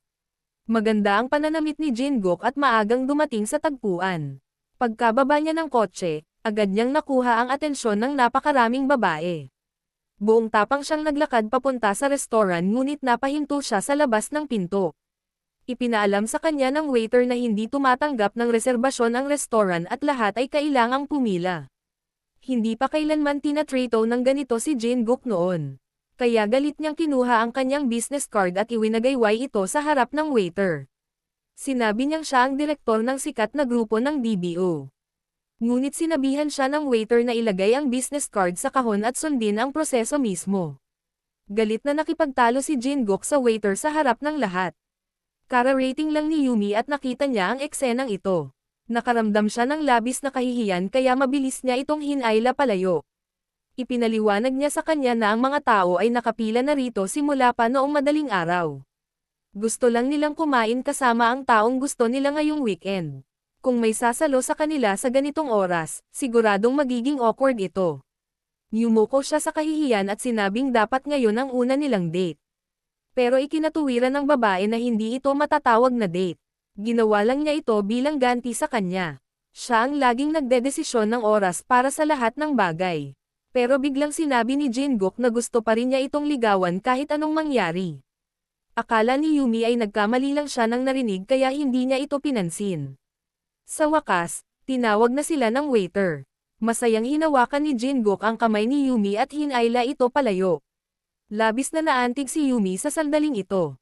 Pagkatapos kumain, naglakad-lakad silang dalawa sa kalye. Nakita ni Jin-guk na nakalag ang sintas ng sapatos ni Yumi. Kaya agad niya itong hinayla papunta sa isang bangko. Pagkatapos ay umupo siya at itinali ang sintas ng sapatos nito. Labis siyang nailang sa ginawa nito. Sinabi niya na kung nahihiya ito, dapat niya itong imbitahan para sa isang tasa ng kape. Pero naisip ni Yumi ang kanyang nakababatang kapatid na lalaki na mag-isa sa bahay. Kaya tinanggihan niya ang alok ni Jin-guk. Habang pauwi, Naalala ni Yumi ang sitwasyon kung saan hinawakan siya nito sa kamay at hinayla palayo. Labis siyang kinakabahan. Ito ang unang beses na naranasan niya ang pakiramdam ng pakikipag-date. Kaya agad na namula ang kanyang mukha. Samantala, pinag-uusapan ni Hairi ang trabaho kasama ang kanyang mga kasamahan. Umaasa siyang maimbitahan ang autor na si Hyuntay na lumabas sa mga radyo minsan. Sigurado siyang tataas ng husto ang rating ng mga manunood. Nang tignan ni Hairi ang litrato ni Hyuntay, parang nakita na niya ito sa kung saan. Hindi niya matandaan na kaninang umaga lang nang lumabas siya, nakita niya itong naghihintay sa motorsiklo. Hindi niya naintindihan na isa itong delivery man. Balak sanang magpaliwanag ni Hyuntay, ngunit hindi naintindihan ni Hairi na gusto nitong humingi ng pirma sa kanya. Sinabi rin niya na abala ito kaya agad itong umalis. Samantala, pinaalalahanan si Jin-guk ni Secretary Jang na dapat siyang gumamit ng magalang na kilos kapag iniimbitahan ang babaeng gusto niyang kumain. Pakiramdam ni Jin-guk ay nabunyag ang kanyang pagkatao kaya agad siyang nagalit. Itinanggi niya ito at sinabing kumakain lang sila ni Yumi sa labas para magtrabaho. Hindi sinasadyang narinig ni Yumi ang lahat ng ito. Kaya naman hindi siya makapag-concentrate sa trabaho buong araw. Para subukan ang nararamdaman ni Jin-guk, nagpadala si Yumi ng mensahe sa kanya. Iminungkahi niya na maghapunan silang dalawa ngayong gabi. Nang imbitahan niya ito, labis itong natuwa. Inanyayahan niya itong pumunta sa bahay nito. Agad itong tumanggo bilang pagsang-ayon, sa takot na baka magbago ang isip nito. Hinatid niya ito pauwi. Ito ang unang pagkakataon na umuwi si Yumi kasama si Jin-guk. Kaya medyo nakaramdam siya ng kaba. Para maibsan ang kahihiyan, mag-isang pumasok sa kusina si Jin-guk. Nagsimula siyang maging abala sa paghahanda ng pagkain. Humanga si Yumi sa propesyonal na kasanayan ni Jin-guk sa paghiwa ng gulay, kaya tinanong niya kung madalas ba itong magdala ng mga babae sa bahay. Sinabi niya na ito ang unang pagkakataon na may babaeng pumunta sa bahay na ito. Sumagot ang babae na ang alam lang niya ay ang sinabi niya. Pagkatapos magluto ni Jin-guk, hiniling niya kay Yumi na patayin ang mga ilaw para sa kanya. Nang marinig iyon ni Yumi, nakaramdam siya ng takot. Agad na inilabas ni Jin-guk ang mga kandila at sinabing mas romantiko ang pagkain sa ilalim ng mahinang ilaw. Hinanap ni Yumi ang switch ng ilaw, ngunit hindi niya ito makita. Nang makita iyon, naglakad si Jin-guk sa harap ni Yumi. Akala niya ay itutulak siya nito sa pader. Ngunit sa hindi inaasahang pagkakataon, pinatay na lang nito ang mga ilaw. Nang makita siyang nakapikit, nagpasya siyang gantimpalaan ito. Binigyan niya ito ng 2 plato ng pagkain at sinabihan na huwag itong mahulog sa lupa dahil napakamahal ng mga plato. Bago pa niya matapos ang kanyang tugon, bigla na lamang siyang hinalikan nito. Labis siyang nagulat, ngunit hindi niya inaasahan na magpapatuloy itong halikan siyang muli. Hindi pa rin siya nakakakalma nang kinuha nito ang mga plato mula sa kanyang mga kamay at inilagay ang mga ito sa mesa. Sinabihan niya itong umupo at kumain. Pagkatapos ay nagkusa siyang maghiwa ng isang piraso ng steak para matikman ng babae. Sa sandaling ito, tumunog ang doorbell. Lumabas siya para tingnan at laking gulat niya nang marinig niyang dumating ang kanyang ama. Hindi niya alam ang gagawin. Pagkaraan ng mahabang panahon, dahan-dahan niyang binuksan ang pinto. Naramdaman ng ama ni Jin-guk na may mali, kaya laminggalinga siya sa paligid pagpasok niya. Pagkatapos ay nakakita siya ng 2 plato ng steak sa mesa. Agad niyang tinanong si Jin-guk kung may dumating. Mabilis na itinanggi ito ni Jin-guk at sinabing karaniwan siyang kumakain ng 2 plato sa isang pagkakataon. Bagamat lubhang kainahinala ang ama ni Jin-guk, hindi na siya makapagtanong pa dahil wala siyang ebidensya. Sa sandaling ito, nagtatago si Yumi sa itaas. Hindi sinasadyang nakita niya ang kahon na nabasag noon. Saka naalala ni Yumi na sinabi sa kanya ni Jin-guk na ibang tao sa ospital ang may-ari ng kahon. Dahil sa kanyang kuryosidad, binuksan niya ito. Doon niya lang natuklasan na laman nito ang mga breast pad niya mula 3 taon na ang nakalilipas. Sa sandaling ito, tinanong siya ng kanyang ama kung may babaeng nagtatago sa itaas. Agad itong itinanggi ni Jin-guk. Hindi ito pinaniwalaan ng ama ni Jin-guk, kaya umakyat siya sa itaas para alamin. Pero wala siyang nakitang tao. Agad niyang naisip na ang ingay kanina lang ay dulot ng isang pusa, kaya hindi na siya nagtanong pa. Matapos pauwiin ni Jin-guk ang kanyang ama, dali-dali siyang tumakbo paakyat. Pagkatapos, narinig niya ang tunog ng pinto ng aparador. Napagpasyahan niyang malamang ay nagtatago ang babae sa loob. Nang buksan niya ang pinto, aksidente silang muling nagkalapit. Kaya muling kinabahan si Yumi. Dali-dali siyang humanap ng dahilan para umalis sa bahay ni Jin-guk. Matapos kumalma, naalala niya ang nangyari 3 taon na ang nakalilipas. Nang oras na iyon, natarante siya at tumakbo palayo at mabilis na sumakay ng taxi. Sa kotse, natuklasan niya na nawala ang isang breast pad niya. Lumabas na itinago ito ni Jin-guk sa isang kahon sa loob ng maraming taon. Sa oras na ito, labis na naguguluhan ang puso ni Yumi. Sa ibang bahagi naman, naalala ng chairman ang kakaibang kilos ng kanyang anak kahapon. Habang iniisip niya ito, lalo itong nagiging kakaiba. Kaya inutusan niya si Kalihim John na palihim na sundan si Jin-guk. Para makasama ang taong palihim niyang gusto, ginawa siyang personal na nutrisyonista ni Jin-guk. Sinabihan din niya itong sumama sa mga biyahe sa negosyo kapag tinanong. Maagang maaga, dumating si Jin-guk sa pintuan ni Yumi. Nakita niyang suot pa rin ito ang parehong itim na business suit mula noong nakaraang taon, at agad niyang ibinulalas na napakaraming taon na ang lumipas at hindi pa rin ito nagbago. Matapos niya itong tulungan na iligpit ang kanyang malita, nagmaneho na siya papunta sa destinasyon. Noon lang natuklasan ni Yumi na ang negosyo ay nasa lugar ng mga turista kung saan niya nakilala si Jin-guk 3 taon na ang nakalilipas. Sinabi niya rito na mayroon siyang masasamang alaala rito.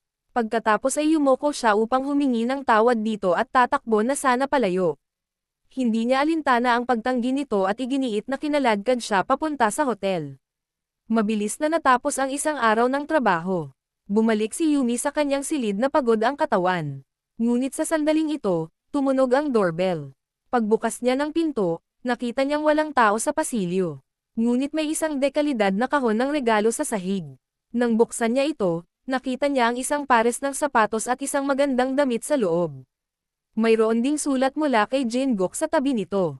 Sinabihan niya itong magbihis dahil gusto niyang muling lumitaw ang babaeng nasa alaala niya. Pagkatapos ay isinuot ni Yumi ang kanyang damit at lumabas. Naghihintay din sa kanya si Jin-guk sa tagpuan. Nang makita niya itong nakadamit ng napakaganda, agad siyang naakit dito. Sa sandaling ito, tila 2 tao na lang ang natitira sa restaurant. Dahan-daang naglakad si Yumi papunta kay Jin-guk. Sa hindi inaasahang pagkakataon, muntik na siyang mabangga ng isang waiter. Muli, sumugod si Jin-guk para alalayan siya tulad ng unang pagkikita nila. Agad na nagtama ang kanilang mga mata. Napaiyak si Yumi dahil sa kaba at mabilis na nakawala mula sa mga bisig ni Jin-guk. Kahit na nasa medyo miserableng sitwasyon si Yumi, hindi pa rin nakakalimutan ni Jin-guk na asarin siya. Tinanong niya ito kung mas gusto nitong sumandal sa kanya kaysa uminom ng red wine. Hindi siya nasiyahan at gusto niyang magprotesta. Sa pagkakataong ito, lumapit ang manager ng hotel at ang waiter. Ipinahayag niya ang kanyang panghihinayang sa nangyari kay Yumi. Sinadya pa niyang bigyan si Yumi ng isang bote ng red wine. Pagkatapos, tiningnan ng mga staff na ito si Jin-guk ng may kahulugan. Bago umalis, binati muna nila silang dalawa ng magandang oras.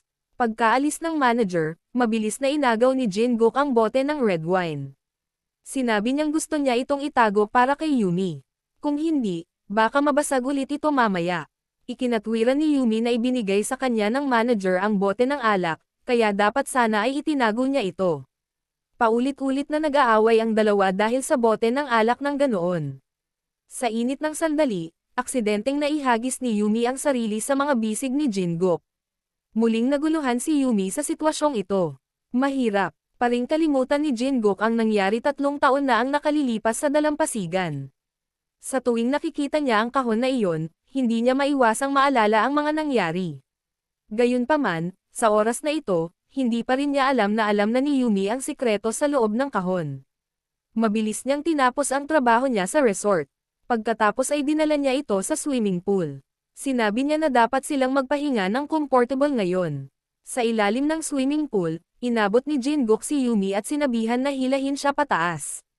Hindi inaasahan, nang inabot niya ito, hinayla siya nito papasok sa swimming pool. Nagulat siya at mabilis na tinapik ang balikat nito. Hiniling niya sa kanya na bitawan na siya. Pagkatapos ay lumangoy siya papunta sa dalampasigan upang umalis. Ngunit nang lumingon siya, natagpuan niya itong nakahiga sa tubig. Akala niya itinutokso siya nito. Pero naisip niya ang sinabi nito kanina, na tila may pananakit ito. Kaya akala niya'y nasa tunay na panganib ito. Pagkatapos ay humingi siya ng tulong. Habang tinitingnan ng mga kawani kung may anumang seryosong nangyari, palihim silang sinenyasan ni Jin-guk na umalis. Kaya gumawa sila ng dahilan para humingi ng karagdagang tulong. Nag-iisa si Yumi, nalilito, hindi alam ang gagawin sa lalaki, nagkukunwaring walang malay. Habang iniisip na malapit na itong mamatay, sinabi niya na hindi niya kailanman pinagsisihan ang nangyari ng gabing iyon. Wala pa ring reaksyon si Jin-guk. Lalong nabalisa si Yumi. Sinabi niya na nakita niya ang mga breast pad sa kahon. Sa sobrang pagkabalisa ni Jin-guk ay napaupo siya. Noon lang napagtanto ni Yumi na ang lahat ng nangyari ay isang pagkukunwari lamang. Agad na kinuha ni Jin-guk ang kahon at ibinalik ito kay Yumi. Sinabi niya na ito ay isang bagay na ibinalik sa may-ari nito. Biniro ni Yumi si Jin-guk na isa siyang Many-Okis. Pero sinabi niya na kung hindi niya iniwan ang bagay na ito noong araw na iyon, malamang hindi niya maalala ang mga alaala mula sa panahong iyon. Ang isang pangungusap na ito ay lubos na nakaantig kay Yumi. Nang makita niyang hindi ito nagmamasid, hinalikan niya ito sa pisngi. Pagkatapos ay hinalikan niya itong muli. Hindi inaasahan, sa pagkakataong ito ay lumingon ito at niyakap at hinalikan siya. Pagkatapos noon, naghawak kamay silang dalawa at bumalik sa break room. Nag-aalangan silang magpaalam sa isa't isa. Nang tumalikod si Yumi para isara ang pinto, itinulak ni Jin-guk ang pinto pabukas. Sinubukan niyang mag-isip ng tanong para makapagpabagal ng oras. Ngunit sa hindi inaasahang pagkakataon, naitanong niya kung ano ang ibig sabihin ng mga letrang MH sa chest pad. Hindi niya alam kung paano ipapaliwanag kaya't alanganin niyang isinara ang pinto. Ngunit pinigilan siya nito at niyaya siyang kumain sa labas. Mariin siyang nagpaalam sa kanya. Narinig niya ang ingay sa labas ng pinto nito at biglang nakaramdam ng napakasarap na pakiramdam sa kanyang puso. Sa oras na ito, nalaman din ng Pangulo ang tungkol sa masalimuot na relasyon sa pagitan ng kanyang anak at ni Yumi. Ngunit hindi niya direktang tinanong ang kanyang anak. Ngunit palihim niyang nalaman ang tungkol sa sitwasyon ng pamilya ni Yumi. Pagdating niya sa kumpanya, nagpadala si Yumi ng text message kay Jin-guk para tanungin kung sasama ito sa lunch. Gayunpaman, maikli lang ang reply na natanggap niya mula rito. Agad niya itong pinadalhan ng text message para asarin ito. Ipinahayag niya na ngayong gabi ang kaarawan ng kanyang aso kaya malamang hindi niya ito makikita. Naisip ni Jin-guk kung natalo ba siya sa isang aso. Pagkatapos ay pumunta si Hyun-tae sa kumpanya para sunduin si Yumi pagkatapos ng trabaho. Ngunit hindi inaasahang umuwi si Jin-guk galing sa trabaho at nakita siya. Agad na naalala ni Jin-guk na sinabi ni Yumi na gusto niyang ipagdiwang ang kaarawan ng aso. Agad niyang naramdaman na may mali.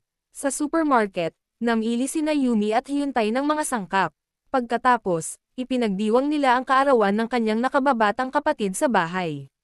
Sa hindi inaasahang pagkakataon, biglang sumulpot si Jin-guk.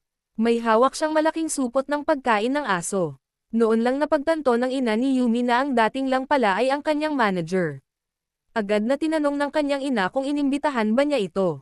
Ngunit agad na sumagot si Jin-guk na pumunta siya dahil nabalitaan niyang may birthday party ngayon. Tiningnan ni Jin-guk ang nakababatang kapatid ni Yumi nang may nagtatakang ekspresyon. Pagkatapos ay tinanong niya kung anak ba ito ng isang tao. Agad na sinabi ng ina ni Yumi na oo nga. Dahil dito, hindi nakapag-react si Yumi. Kakaupo lang ni Jin-guk nang tumingin ito sa kanyang karibal na may hindi magandang tingin. Mabuti na lang at naiuwi ni Yumi ang kanyang nakababatang kapatid. Noon lamang niya napigilan ang dalawa na mag-away. Pagkatapos ay itinaas ng dalawang lalaki ang kanilang mga baso. Bagamat sinabi nilang gusto nilang hamupa ang tensyonadong kapaligiran, wala sa kanila ang sumuko. Sa huli, ginawa nilang paligsahan sa pag-inom ang pagkikita. Mabilis na nalasing ang dalawa at hindi alam ang nangyayari. Kahit na nahihirapan, nagawa ni Yumi na may sakay si Hyun-tae sa isang taxi. Nang lumingon siya pabalik para habulin si Jin-guk, sa hindi inaasahang pagkakataon, tumanggi itong umalis. Sinabi niyang ayaw na niyang umuwi. Ayaw din niyang matulog ng mag-isa. Ayaw niyang bumalik sa isang bakanteng bahay kung saan siya lang mag-isa. Labag man sa loob, iniwan siya ng babae sa tindahan hanggang kinabukasan. Kinailangan niyang dumalo sa sesyon ng pagsasanay ng kumpanya kaya ang tanging magagawa niya ay ang alagaan si Jin-guk sa kanyang ina. Hindi nagtagal, Bumaba ang kanyang nakababatang kapatid para maglaro. Nabalisa si Jingkook at nagising na gulat na gulat. Noon niya lang napagtanto na natutulog pala siya sa bahay ni Yumi. Nang sandaling iyon, bumaba ang ina ni Yumi at ipinaalam na mayroon siyang abalang gagawin, kaya't pinakiusapan niya itong alagaan ang kanyang anak. Bagamat ayaw ni Jingkook ng pag-aalaga ng bata, iginiit ng ina ni Yumi na kung gusto niyang mapasaya si Yumi, kailangan niyang tretuhin ng mabuti si Donggo. Nag-aatubili si Jingkook na sumang-ayon. Naghanda si Yumi ng gamot para sa hangover para kay Jingkook. Malaya siyang bumisita sa kwarto nito at biglang nakakita ng tape sa bookshelf. Akala niya ay iyon ang koleksyon na nagustuhan ni Yumi. Ngunit nagulat siya nang makita ang larawan ng ina nito at mabilis niya itong ibinalik sa stand. Pagkatapos ay dinala niya si Donggo sa parke. Hindi inaasahan, inakala ng lahat na siya ang ama ni Donggo. Agad itong nakakuha ng atensyon ng grupo ng mga babae sa parke.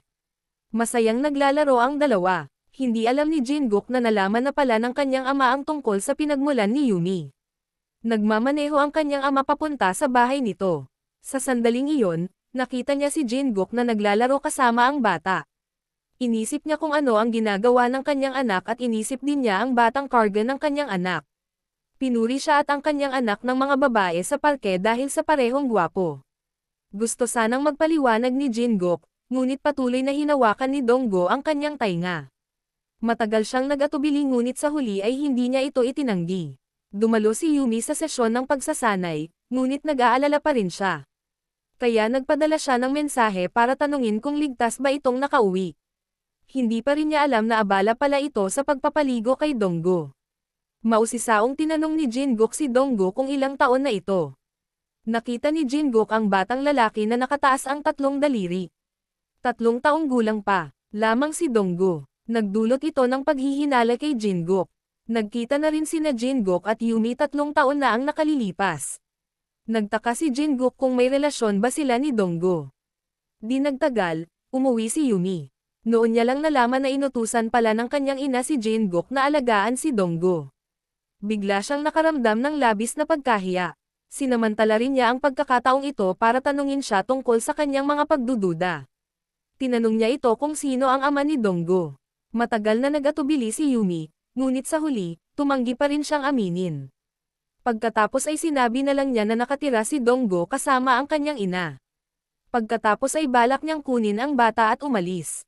Pero sinabi ni Jingkook na pagod siya sa pag-aalaga ng bata ngayon at gusto niyang makahanap ng kaunting ginhawa. Pagkatapos ay bigla siyang yumuko at hinalikan ito. Inatake siya nito ng husto kaya't naparalisa ito agad. Sinamantala ni Jingkook ang pagkakataong umalis. Hindi inaasahan, pagdating niya sa kumpanya, tinanong siya ng kanyang ama. Tinanong ng presidente kung gaano katagal niya planong itago ang lahat. Hindi maintindihan ni Jingkook ang ibig sabihin ng kanyang ama. Bigla niyang naunawaan ang lahat nang kumuha ang kanyang ama ng litrato nila ni Yumi 3 taon na ang nakalilipas. Paulit-ulit siyang pinagalitan ng kanyang ama dahil sa pagiging direktor ng isang malaking korporasyon ngunit mayroon itong magulong pribadong buhay. Ngunit hindi pa rin maintindihan ni Jingkook ang ibig sabihin ng kanyang ama. Lalong ikinagalit ito ng kanyang ama. Direktang tinanong siya ng kanyang ama kung si Donggo ba ang batang kinakasama nila ni Yumi. Palihim silang nanganak ni Yumi, agad na nagpakita ng gulat na ekspresyon si Jingkook. Akala niya ay nagkakamali ang kanyang ama, ngunit sinabi ng kanyang ama na hindi niya alam ang tungkol sa sarili niyang anak. Hindi makapaniwala si Jingkook sa kanyang narinig, ngunit nang maisip niya si Donggo na kaka-3 taong gulang pa lamang, at ang mga kakaibang kilos ni Yumi. Sa tuwing nababanggit si Donggo, tila nalilito siya. Habang iniisip ito ni Jingkook, lalong nagiging kainahinala ang mga bagay-bagay. Kaya nagpa siya siyang magpadala ng mensahe kay Yumi. Sinabihan niya itong magkita pagkatapos ng trabaho. Sa oras na ito, hindi sinasadyang nalaman ni Hairi na ang ina ni Yumi ay dating aktres sa pelikulang pang-adulto. Nag-aalala si Hairi na baka hindi pa rin alam ito ni Jingkook, kaya plano niyang pumunta sa kumpanya para sabihin ito sa kanya. Gayunpaman, hindi sinasadyang nakita niya si Yumi na papasok sa kotse nito. Galit niyang hinabol sila, ngunit sasanduan sana ni Hyuntae si Yumi, kaya nakita nito ang lahat. Si Jingkook, na may seryosong ekspresyon, ay nagsimulang magtanong kay Yumi kung mayroon itong hindi pa nasabi sa kanya. Wala siyang ideya kung ano ang pinagsasabi nito, Kaya hininto nito ang sasakyan sa gilid ng kalsada, hinawakan ang kamay niya, at sinabihan itong sabihin ang lahat, kahit ang pinakamaliit na detalye ng nangyari 3 taon na ang nakalilipas. Litong-lito na siya sa puntong ito. Buo ang loob niyang binuksan ang pinto ng sasakyan at lumabas. Mabilis niya itong hinayla pabalik.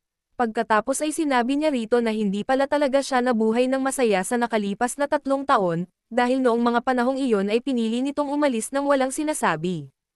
Ang tanging magagawa niya lang ay ang mag-focus sa trabaho para makalimutan ito, ngunit sa totoo lang, hindi niya ito kailanman nakalimutan. Kaya't agad niyang hiniling sa kanya na sabihin sa kanya ang totoo. Gusto niyang malaman kung ano ang nangyari sa kanya ng mga panahong iyon. Sandali siyang nahirapan, at sa wakas ay nagpasya siyang sabihin ang kanyang tunay na iniisip. Sinabi niya na takot siya. Natatakot siyang isipin nitong madali lang siya. Ano man ang mangyari, hindi dapat ito nangyari noong una pa lang. Sa buhay niya, ang tanging taong ginawan niya ng ganoon ay si Jin-guk. Maamong niyakap si Yumi. Nakita ni Hairi ang eksenang ito. Gusto niya sanang sumulong at sirain ang mga ito, ngunit bigla siyang hinayla paatras ni Hyuntae. Tinanong niya ito kung ano ang gusto nitong gawin. Sinabi nito na kung lalabas siya ngayon, mahihirapan lang siya sa isang nakakahiyang sitwasyon. Sinabihan ni Hairi si Hyuntae na huwag isipin na isa siyang mensahero ng hustisya. Iyon ang lalaking gusto niya. Matapos pag-alitan si Hyuntae, nagpasya si Hairi na umalis. Matagal na nakatayo roon si Hyuntae, ngunit hindi pa rin siya mapakali. Kinabukasan, pumunta si Yumi sa kumpanya at nagkataong napadaan sa isang silid. May pagkausyoso siyang sumilip para tingnan. Noon niya lang natuklasan na si Jin-guk pala ay si Ben, na naghahanda ng bagong opisina para sa kanya. Agad na humanga ang kanyang mga kasamahan kay Yumi. Naisip nila na ang paggamot para sa isang nutrisyonista ay talagang mahusay. Pero sabi ng isang babaeng kasamahan, asawa raw iyon ng direktor si Yumi. Pagkatapos mag-usap, umalis ang ilang kasamahan. Si Yumi na lang ang natirang nakatayo roon, nagtataka. Hindi nagtagal, nagpadala si Jin-guk ng mensahe kay Yumi, na hinihiling na isama niya si Donggu ngayong katapusan ng linggo. Naglakad-lakad silang tatlo sa parke na parang isang masayang pamilya. Kahit habang kumakain, sadyang iminungkahi ng waiter ang mga pagkaing pampamilya para sa kanila.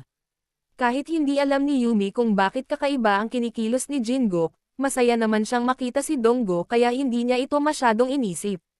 Pagkatapos ay nakita niya si Jin-guk na inaalagaan ng mabuti si Donggu. Biglang nakaramdam ng kaunting selos si Yumi. Agad niyang sinabi rito na para siyang extra rito. Natawa si Jin-guk nang marinig iyon. Mabilis niya itong inalo na napagdesisyonan na niya ang lahat. Mula ngayon, hindi na niya ito pababayaan. Nang gabing iyon, iniuwi ni Jin-guk sina Yumi at Donggu. Kasabay nito, nagdala rin siya ng damit pampamilya na siya mismo ang nagdisenyo. Sinabi rin niya na kung may libreng oras siya sa susunod na linggo, maaari niyang dalhin si Donggu sa bahay nito para maglaro. Sinabi ng babae na hindi niya inaasahan na magugustuhan niya ng ganito ang mga bata. Ipinaliwanag ng lalaki na hindi naman sa mahilig siya sa mga bata, kundi si Donggu ang exception. Dahil kamag-anak niya ang bata. Nang marinig niya ang mga salita ni Jin-guk, nakaramdam ng matinding init ang loob ni Yumi. Pagkatapos ay sinabi ni Jin-guk kay Kalihim-jang na maaaring magkaroon sila ng anak ni Yumi. Labis na nagulat si Kalihim-jang. Tinanong niya si Jin-guk kung ano ang plano nitong gawin. Kalmadong sumagot si Jin-guk na matapos ang kasalukuyang proyekto, pupunta siya at makikipag-usap ng seryoso sa kanyang ama. Hindi niya kailanman naisip ang magpakasal noon. Pero kung si Yumi ang taong iyon, handa siyang magsikap. Sa oras na ito, iniisip ni Yumi ang mga nangyari kamakailan. Pakiramdam niya ay hindi makatotohanan ang lahat. Magiliw na ipinaalala sa kanya ni Hyuntae na kung gusto niyang samahan si Jin-guk, kailangan nilang dalawa na tiisin ang maraming balakid mula sa labas. Pagkatapos, naisip ni Yumi ang sinabi ni Jin-guk noong araw na iyon. Napagdesisyonan niyang sundin ang puso niya sa pagkakataong ito. Kahit medyo malungkot si Hyuntae, nagpasya pa rin siyang basbasan si Yumi. Nang gabing iyon, lumabas si Yumi para magtapon ng basura. Pagkatapos, hindi inaasahang nakilala ni Yumi ang isang lasing na si Hairi sa gilid ng kalsada. Nang makita ni Hairi ang kanyang karibal sa pag-ibig, agad niyang pinagalitan si Yumi. Tinawag din ni Hairi si Yumi na anak ng isang aktres sa pelikulang pangmatanda. Hindi maintindihan ni Hairi kung bakit walang hiya si Yumi na kasama ang isang kahangahangang tulad ni Jingkook. Sinabi rin ni Hairi na dahil kay Yumi, tuluyang nasira ang buhay niya.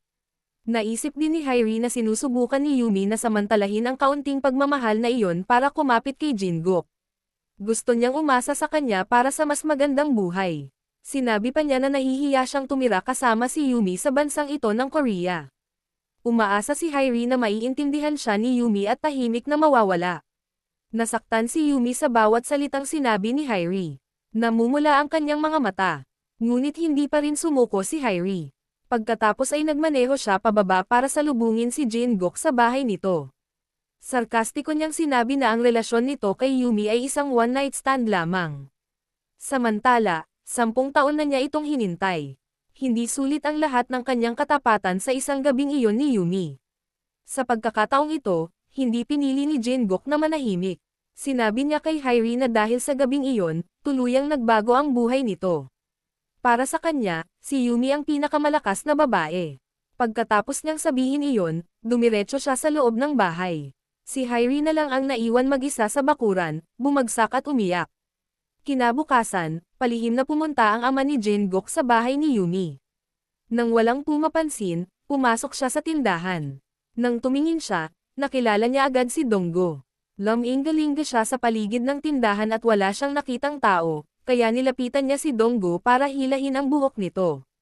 Gayunpaman, natuklasan siya ng ina ni Yumi. Tinanong siya ng ina kung ano ang ginagawa nito at kung bakit niya pananggahasan na hawakan ang mga bata. Iginiit niya na siya ang kapamilya ni Donggo. Nang marinig ito, galit na tinanong ng ina ni Yumi kung sino siya. Ayaw niyang magsalita ng marami. Pinilit pa rin niyang bunutin ang ilang hibla ng buhok ni Donggo. Nakita ng ina ni Yumi na napakatigas ng ulo nito, kaya sumigaw ito ng malakas. Narinig ni Yumi ang sigaw at dali-daling tumakbo pababa mula sa itaas. Noon lang niya nalaman na dumating na ang chairman. Noon lang niya sinabi na gusto niyang kumpirmahin kung anak ba ni Jingkook si Donggo o hindi. Bago pa makapag-react si Yumi, tumakbo palapit si Jingkook, labis na nag-aalala. Tinanong niya ang kanyang ama kung bakit siya narito. Sinabi ng kanyang ama na masyado siyang mabagal kumilos. Kaya siya na lang ang makakapunta at asikasuhin ito ng mag-isa. Walang naintindihan si Yumi. Tinanong niya si Jingkook kung ano ang nangyayari. Nauutol na sabi ni Jingkook na matagal na niyang alam ang lahat. Biglang nagsalita ang ina ni Yumi at sinabing anak niya si Donggo at tinanong kung ano ang gusto nilang gawin sa kanilang anak. Nagulat sina Jingkook at ang ama nito nang marinig nila ito. Ngayon ay naunawaan na nila na nagkakamali sila. Para makasiguro, tinawag ni Jingkook si Yumi para mag-usap ng pribado. Hiniling niya rito na sabihin nito ang totoo. Ipinaliwanag nito na si Donggo ang batang iniuwi ng kanyang ina. Kapatid niya ito sa ama. Nabigla siya nang marinig ito. Agad siyang nahiya sa mga ikinilos niya nitong mga nakaraang araw. Noon niya lang napagtanto na inakala pala nitong anak niya si Donggo nitong mga nakaraang araw. Nagkatinginan silang dalawa nang walang sinasabi. Pag-uwi nila, pinagalitan siya ng ama ni Jingkook. Hindi maintindihan ng kanyang ama kung bakit siya nakikipag-date sa isang babaeng tulad ni Yumi. Samantala, malupit na tinatrato ni Jingkook si Hairi. Bago pa man makapagpaliwanag si Jingkook, pinagtibay na ng kanyang ama na ang anak na babae ng isang aktres sa pelikula para sa mga nasa hustong gulang ay hindi naiiba sa isang ina. Sa oras na ito, hindi makaisip si Jingkook ng makatwirang paliwanag. Hindi ito basta-basta, hahayaan ng kanyang ama. Hindi na pinayagan ng kanyang ama na humarap sa kanya si Yumi. Para protektahan ang babaeng mahal niya, naglakas loob si Jingkook na makipagtalo sa kanyang ama sa unang pagkakataon. Pinagtibay niya na hindi niya hahayaang mahawakan ng kanyang ama ang kahit isang hibla ng buhok ni Yumi. Nagulat ang kanyang ama sa kanyang matinding reaksyon. Ngunit ang kanyang ama ay isang taong nakaranas ng maraming bagay sa buhay na ito. Kaya naman, hindi basta-basta bumibitaw ang kanyang ama dahil lamang sa isang banta. Sa isa pang pangyayari, dahil sa isang pusong sawi, nawalan ng kontrol si Hairi. Sumigaw siya sa TV. Mabilis na naipost ang kwentong ito sa unang pahina ng mga pangunahing pahayagan. Iniulat nila na ang direktor ng DBO Group ay nagmamahal ng 2 tao ng sabay. Matindi ang pagtatalo ng mga netizen. Naging sentro rin ng opinyon ng publiko si Hairi. Sa panahong ito, natuklasan din ng publiko si Yumi. Ang tsismis ng kanyang mga kasamahan at ang mga bulong-bulungan sa internet ay nagdulot ng matinding dagok kay Yumi. Kinabukasan, pagpasok ni Yumi sa trabaho, pagkapasok pa lang niya sa pinto, nakita niya si Jin-guk na papalapit. Tahimik silang dalawa na nagkatinginan. Dahil sa mapait na katotohanan, hindi napigilan ni Yumi na magising mula sa kanyang panaginip. Tinawagan siya ni Yumi sa kanyang superior upang ipaalam na mayroon siyang personal na bagay na dapat asikasuhin. Sa hindi inaasahang pagkakataon, narinig ni Jin-guk ang pag-uusap ng dalawa. Sinabi ni Jin-guk sa sarili na kailangan niyang pag-isipang mabuti kung mas umiiyak ba ito dahil sa kanya o mas tumatawa dahil sa kanya. Di nagtagal, nakatanggap si Yumi ng mensahe mula kay Jin-guk. Sinabi niya na may ipapatawag siya ngayong gabi. Nagpa siyang linawin ang kanyang layunin. Ipinahayag niya na hiniling na niya sa kanyang amo na palayain siya, at ipinahayag din niya ang kanyang pasasalamat sa pag-aalaga nito sa kanya sa lahat ng oras na ito. Tiningnan siya nito ng may hindi makapaniwalang ekspresyon. Tinanong niya kung plano ba nitong makipaghiwalay sa kanya, ngunit tila ito ang pinakamagandang desisyon para sa kanilang dalawa sa ngayon. Masakit na niyakap ni Jin-guk si Yumi at sinabing naiintindihan niya na nahihirapan ito nitong mga nakaraang araw. Gayunpaman, hindi niya ito hahayaang tumakas, at hindi niya ito maaaring iwan. Sumagot si Yumi na sa tingin niya ay hindi niya kailangan ang pahintulot nito. Bagamat labis siyang nagsisisi, kailangan niyang harapin ang katotohanan. Ayaw na niyang magdusa pa. Noon lang napagtanto ni Jin-guk na wala na ito sa kanyang kontrol. Sa katunayan, alam niya na ang pagpapakawala ang pinakamahusay na pagpipilian para kay Yumi. Kailangang magpatuloy ang buhay ni Yumi pagkatapos niyang umalis sa grupo ng DOB. Kasalukuyan siyang nagtatrabaho sa isang cafeteria sa universidad na malayo sa sentro ng lungsod. Bagamat madalas siyang abala mula umaga hanggang gabi, sapat naman ang kanyang buhay para hindi na siya mag-isip ng iba pa. Sa oras na ito, nakatakas na rin si Jin-guk mula sa kanyang emosyonal na obsesyon. Patuloy siyang nagiging workaholic, gusto niyang manhid ang kanyang emosyon sa pamamagitan ng pagtutuon ng pansin sa trabaho. Kamakailan ay sinabi ng chairman na naghahanda na siyang ibigay ang grupo ng DOB kay Jin-guk. Gayunpaman, mayroon siyang isang kondisyon. Hindi na siya maaaring tutulan ni Jin-guk. Kung hindi, ibibigay niya ang kumpanya sa isang profesional na CEO upang pamahalaan. Ngayon, kailangang pumili si Jin-guk. Sa isang banda, ang kanyang karera. Sa kabilang banda, ang babaeng mahal niya. Sa totoo lang, matagal na niya itong gustong makasama. Pero natatakot siyang baka hindi nito makayanan ang sobrang pressure. Kagagaling lang ni Yumi sa trabaho nang makatanggap siya ng text mula kay Hyun-tae. Dali-dali siyang lumabas at nakita ang isang pamilyar na mukha. Sobrang komportable ang pakiramdam niya. Naupo ang dalawa sa gilid ng kalsada, nagkukwentuhan tungkol sa maliliit na bagay. Tinanong niya ito kung kumusta na siya. Nag-isip siya sandali at sumagot na kung nagpa siya si Jin-guk na tumingin sa hinaharap, hindi na niya maaaring patuloy na isipin ang nakaraan. Habang pauwi kasama si Yumi, naglakas loob si Hyun-tae na aminin ang kanyang nararamdaman. Sinabi niyang gusto niya ito. Kahit hindi niya alam kung kailan nagsimula ang mga nararamdamang iyon, pakiramdam niya ay medyo huli na niya itong napagtanto. Pero nagpa siya pa rin siyang sabihin ito dahil baka may pagkakataon pa siya rito. Nang makitang biglang naging seryoso si Hyun-tae, medyo naawa si Yumi sa kanya dahil hindi niya kayang suklian ang nararamdaman nito. Kaya niyakap niya ito para aliwin. Hindi kalayuan, lumitaw ang isang figure. Inangat ni Hyun-tae ang kanyang ulo at nakitang si Jin-guk pala iyon. Sa sandaling ito, hindi maiwasan ni Jin-guk na makaramdam ng sakit ng puso nang makita niyang may kayakap na ibang tao si Yumi. Dahil hindi alam ang gagawin, agad siyang tumalikod at umalis. Gusto sanang sabihin ni Hyun-tae kay Yumi ang tungkol dito, ngunit nang hindi niya masabi, nagpaalam na siya rito at umalis. Sa isa pang pangyayari, nakisali ang ina ni Yumi sa isang palabas sa TV. Upang makaakit ng atensyon ng publiko, isiniwalat niya ang kwento ng pag-ibig sa pagitan ng kanyang anak na babae at ng batang amo ng grupong DOB. Kasabay nito, ikinwento rin niya kung paano napagkamalan ng chairman na pamangkin niya ang anak niya. Agad na nag-usap ang lahat ng nasa bulwagan. Hindi nagtagal matapos ay broadcast ang programang ito, nasa paaralan si Yumi nang aksidente niyang nalaman ito. Nagulat ang mga kasamahan niya nang mapagtanto nilang siya pala ang babaeng nagtatrabaho sa cafeteria ng unibersidad. Di nagtagal, mabilis na kumalat ang impormasyong ito sa buong paaralan. Muling napunta sa sentro ng talakayan si Yumi. Pinag-usapan siya ng lahat ng mga estudyante nang hindi niya nalalaman. Bigla siyang nawalan ng malay dahil sa mga tsismis. Sa pagkakataong ito, mabilis na ipinaalam ni Kalihim Jang kay Jin-guk ang sitwasyon. Ngunit nalitaw si Jin-guk at hindi alam kung ano ang kanyang gagawin.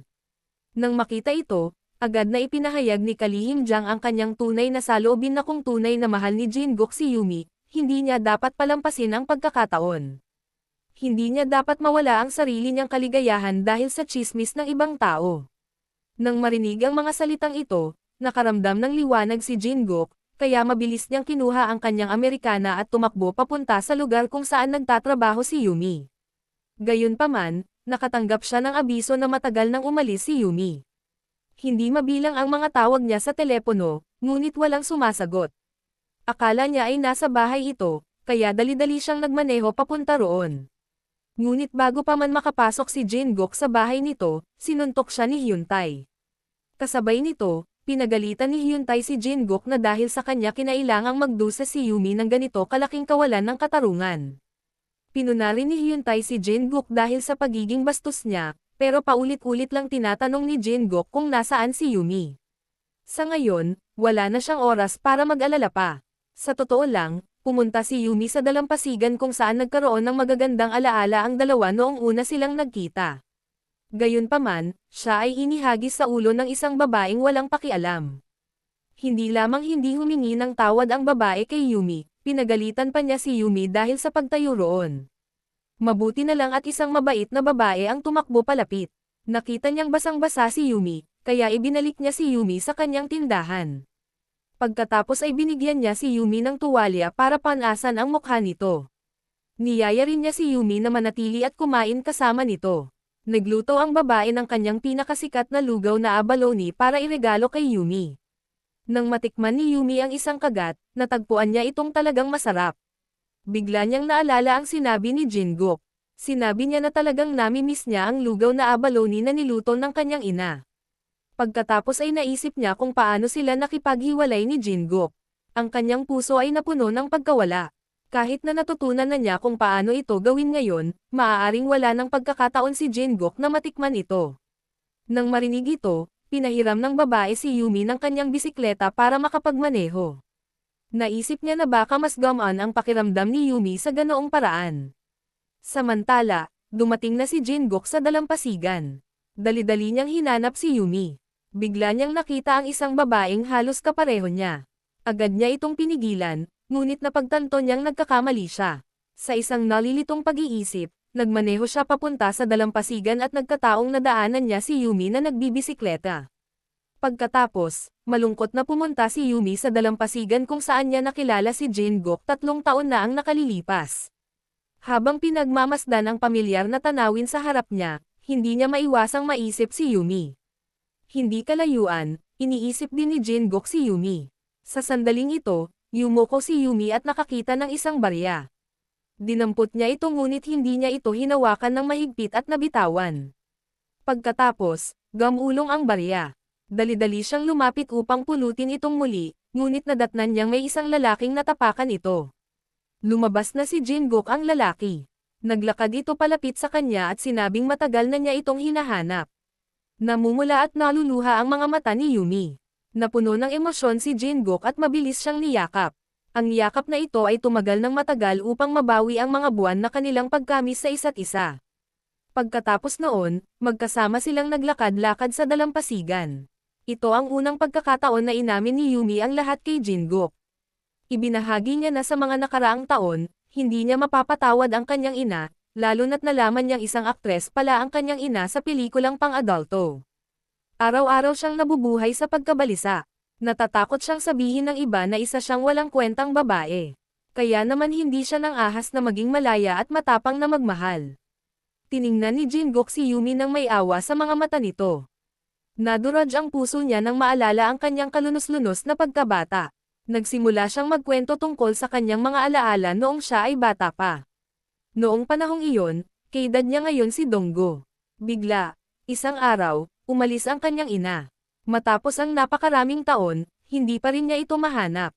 Kaya naman noong unang beses na nakilala niya si Donggo, agad siyang nagkagusto sa bata. Kaya't binuksan nilang dalawa ang kanilang mga puso sa isa't isa. Pagkatapos noon, naglaro sila ng magkasama sa dalampasigan.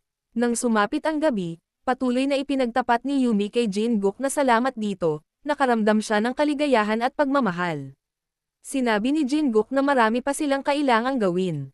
Pinagtibay niya na hinding-hindi niya ito bibitawan. Pagkatapos sabihin iyon, marahan niya itong hinalikan sa mga labi. Naalala ni Yumi ang magagandang alaala nilang dalawa, at hindi niya matiis na bitawan ito.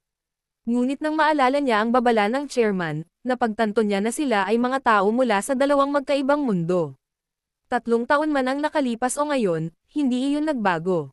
Pakiramdam ni Yumi ngayon na ang tamang panahon para magising siya mula sa panaginip na ito. Labag sa loob niya itong hinalikan muli at umalis nang hindi lumilingon. Gayunpaman, hindi niya napigilan ang kanyang mga luha at humagulgol habang naglalakad. Kinabukasan, pagkagising ni Jin-guk, natuklasan niyang wala na si Yumi sa passenger seat. Umalis na naman ito gaya ng nangyari 3 taon na ang nakalilipas. 3 taon na ang nakalilipas, hindi na niya matandaan ang pangalan nito o anumang impormasyon tungkol dito. Gayunpaman, nagawa pa rin niyang maghintay ng 3 taon para lamang sa isang maikling pagkikita. Kaya ngayon, mas lalo siyang naging determinado. 3 taon man o 30 taon, lagi siyang nandito at naghihintay sa kanya. Kaya maaari siyang pumunta sa kanya anumang oras. Pagkatapos ay nagmaneho si Jin-guk papunta sa bahay ng kanyang ina. Lumalabas na maraming beses na siyang nakapunta rito sa mga nakaraang taon, ngunit hindi siya nagkaroon ng lakas ng loob na pumasok, upang walang pagsisihan. Nagpa siya si Jin-guk na pumasok sa pagkakataong ito. Kahit na hindi sila nagkita ng maraming taon, nakilala pa rin siya ng kanyang ina sa unang pagkikita. Tinanong siya ng kanyang ina, "Nandito ka ba, anak?" Nang marinig ni Jin-guk ang tanong na ito, agad na namula ang kanyang mga mata. Pagkatapos, niluto ng kanyang ina ang lugaw na abalone na gustong-gusto niyang kainin noong bata pa siya. Ang lugaw na ito ay isang bagay na hinintay ni Jin-guk ng mahigit 20 taon. Matapos niyang matikman ang pamilyar na lasa, hindi niya napigil ang umiyak na parang bata. Biglang sinabi ng nanay niya na alam niya ang tungkol sa buhay pag-ibig nito sa pamamagitan ng TV. Sinabi rin niya na nakapunta na rito si Yumi noon. Pero ipinagtapat ni Yumi na dahil hindi niya kayang lutuin ang lugaw na abalone na gusto nito, sinisisi niya ang sarili niya ng husto. Nang makita niya kung paano siya tinitigan ng ina nito, agad niyang naintindihan ang dapat niyang gawin. Kaya tumayo siya at niyakap ito. Sa ibang lugar, nagkataong napanood ni Yumi ang panayam ng ina nito sa TV. Ibinahagi ng ina ni Yumi na dati siyang aktres sa pelikulang pang-adulto. Ngunit kahit na ganoon, hindi dapat magkaroon ng pagtatangi ang mga tao laban sa kanyang anak. Tumingin din ang ina ni Yumi sa kamera at hinikayat siyang huwag mag-atubiling dahil sa paningin ng ibang tao. Pinayuhan siya ng kanyang ina na laging mamuhay ng may kumpiyansa. Basta't responsable siya sa kanyang sarili, sapat na iyon. Kung mahal niya ang isang tao, dapat niyang buong tapang na ituloy ang kanyang pag-ibig. Nang marinig ang mga salitang ito ng paghihikayat, nagpa siya si Yumi na sundin ang kanyang puso. Nag-text siya kay Jin-guk na papunta na siya sa kumpanya. Samantala, papunta na rin si Jin-guk sa bahay ni Yumi. Nang malaman ni Jin-guk na pupunta si Yumi sa kumpanya, naghanda siyang magmaneho pabalik doon. Hindi inaasahan, nakatanggap siya ng tawag mula sa kanyang ama. Inutusan siya ng kanyang ama na bumalik agad. Matatag na sinabi ni Jin-guk na hindi na niya kailangan ang kumpanya o ang posisyon ng tagapagmana. Labis na nagulat ang kanyang ama. Inisip ng kanyang ama na baliw siya. Pinagtibay ni Jin-guk na kaya niyang isuko ang lahat. Ngunit hindi niya maaaring isuko si Yumi. Maaari pang magsimulang muli ang kanyang karera. Pero kung mamimiss niya ito, pagsisisihan niya ito habang buhay. Agad na ibinaba ni Jin-guk ang telepono at tumakbo papunta sa kumpanya. Sa wakas, nagkita ang dalawa sa pintuan ng kumpanya. Ibinuka niya ang kanyang mga braso upang salubungin siya. Agad siyang tumakbo palapit sa kanya nang walang pakialam sa mga mata ng mga tao sa paligid. Ipinahayag nilang dalawa ang kanilang nararamdaman para sa isa't isa sa harap ng lahat. Pagkatapos ay nagyakapan sila at naghalikan ng buong pagmamahal. Di nagtagal, muling lumabas sa unang pahina ng pahayagan ang balita tungkol sa pakikipag-date ni Jin-guk. Nakita rin ng ina ni Yumi ang balita tungkol sa pakikipag-date. Tuwang-tuwa siya para sa kanyang anak. Bagamat hindi masaya si Hairi, tanging pagpalain na lamang niya sila. Nang makitang determinado ang kanyang anak na makasama si Yumi, hindi na tumutol ang chairman. Nang gabing iyon, niyaya ni Hyuntay si Hairi para uminom at magkwentuhan. Gaya ng dati, ipinaalam niya rito na maglalakbay ito sa buong mundo. Tinanong din niya ito kung gusto nitong sumama sa kanya. Nang marinig iyon, pumayag si Hairi. Biglang naging medyo awkward ang kapaligiran. Medyo uminit pa nga ang pakiramdam ni Hairi. Sa ibang lugar, pumasok lang ang matanda at agad na niyakap si Donggo. Lumabas na ito ang tunay na ama ni Donggo. Natagpuan niya ang mag-ina ni Yumi sa pamamagitan ng programang panayam na sinalihan nito. Hindi nagtagal, ginanap ang kanilang kasal. Lumabas din si Jin-guk bilang kasintahan ni Yumi. Pagkatapos ng kasal, umalis na ang dalawa para sa isang biyahe. Punong-puno ng pagmamahal ang kanilang mga mata. Sinabi ni Jin-guk na balang araw ay makakasama niya si Yumi araw-araw, at ngayon ay nakamit na niya iyon. Dito nagtatapos ang drama.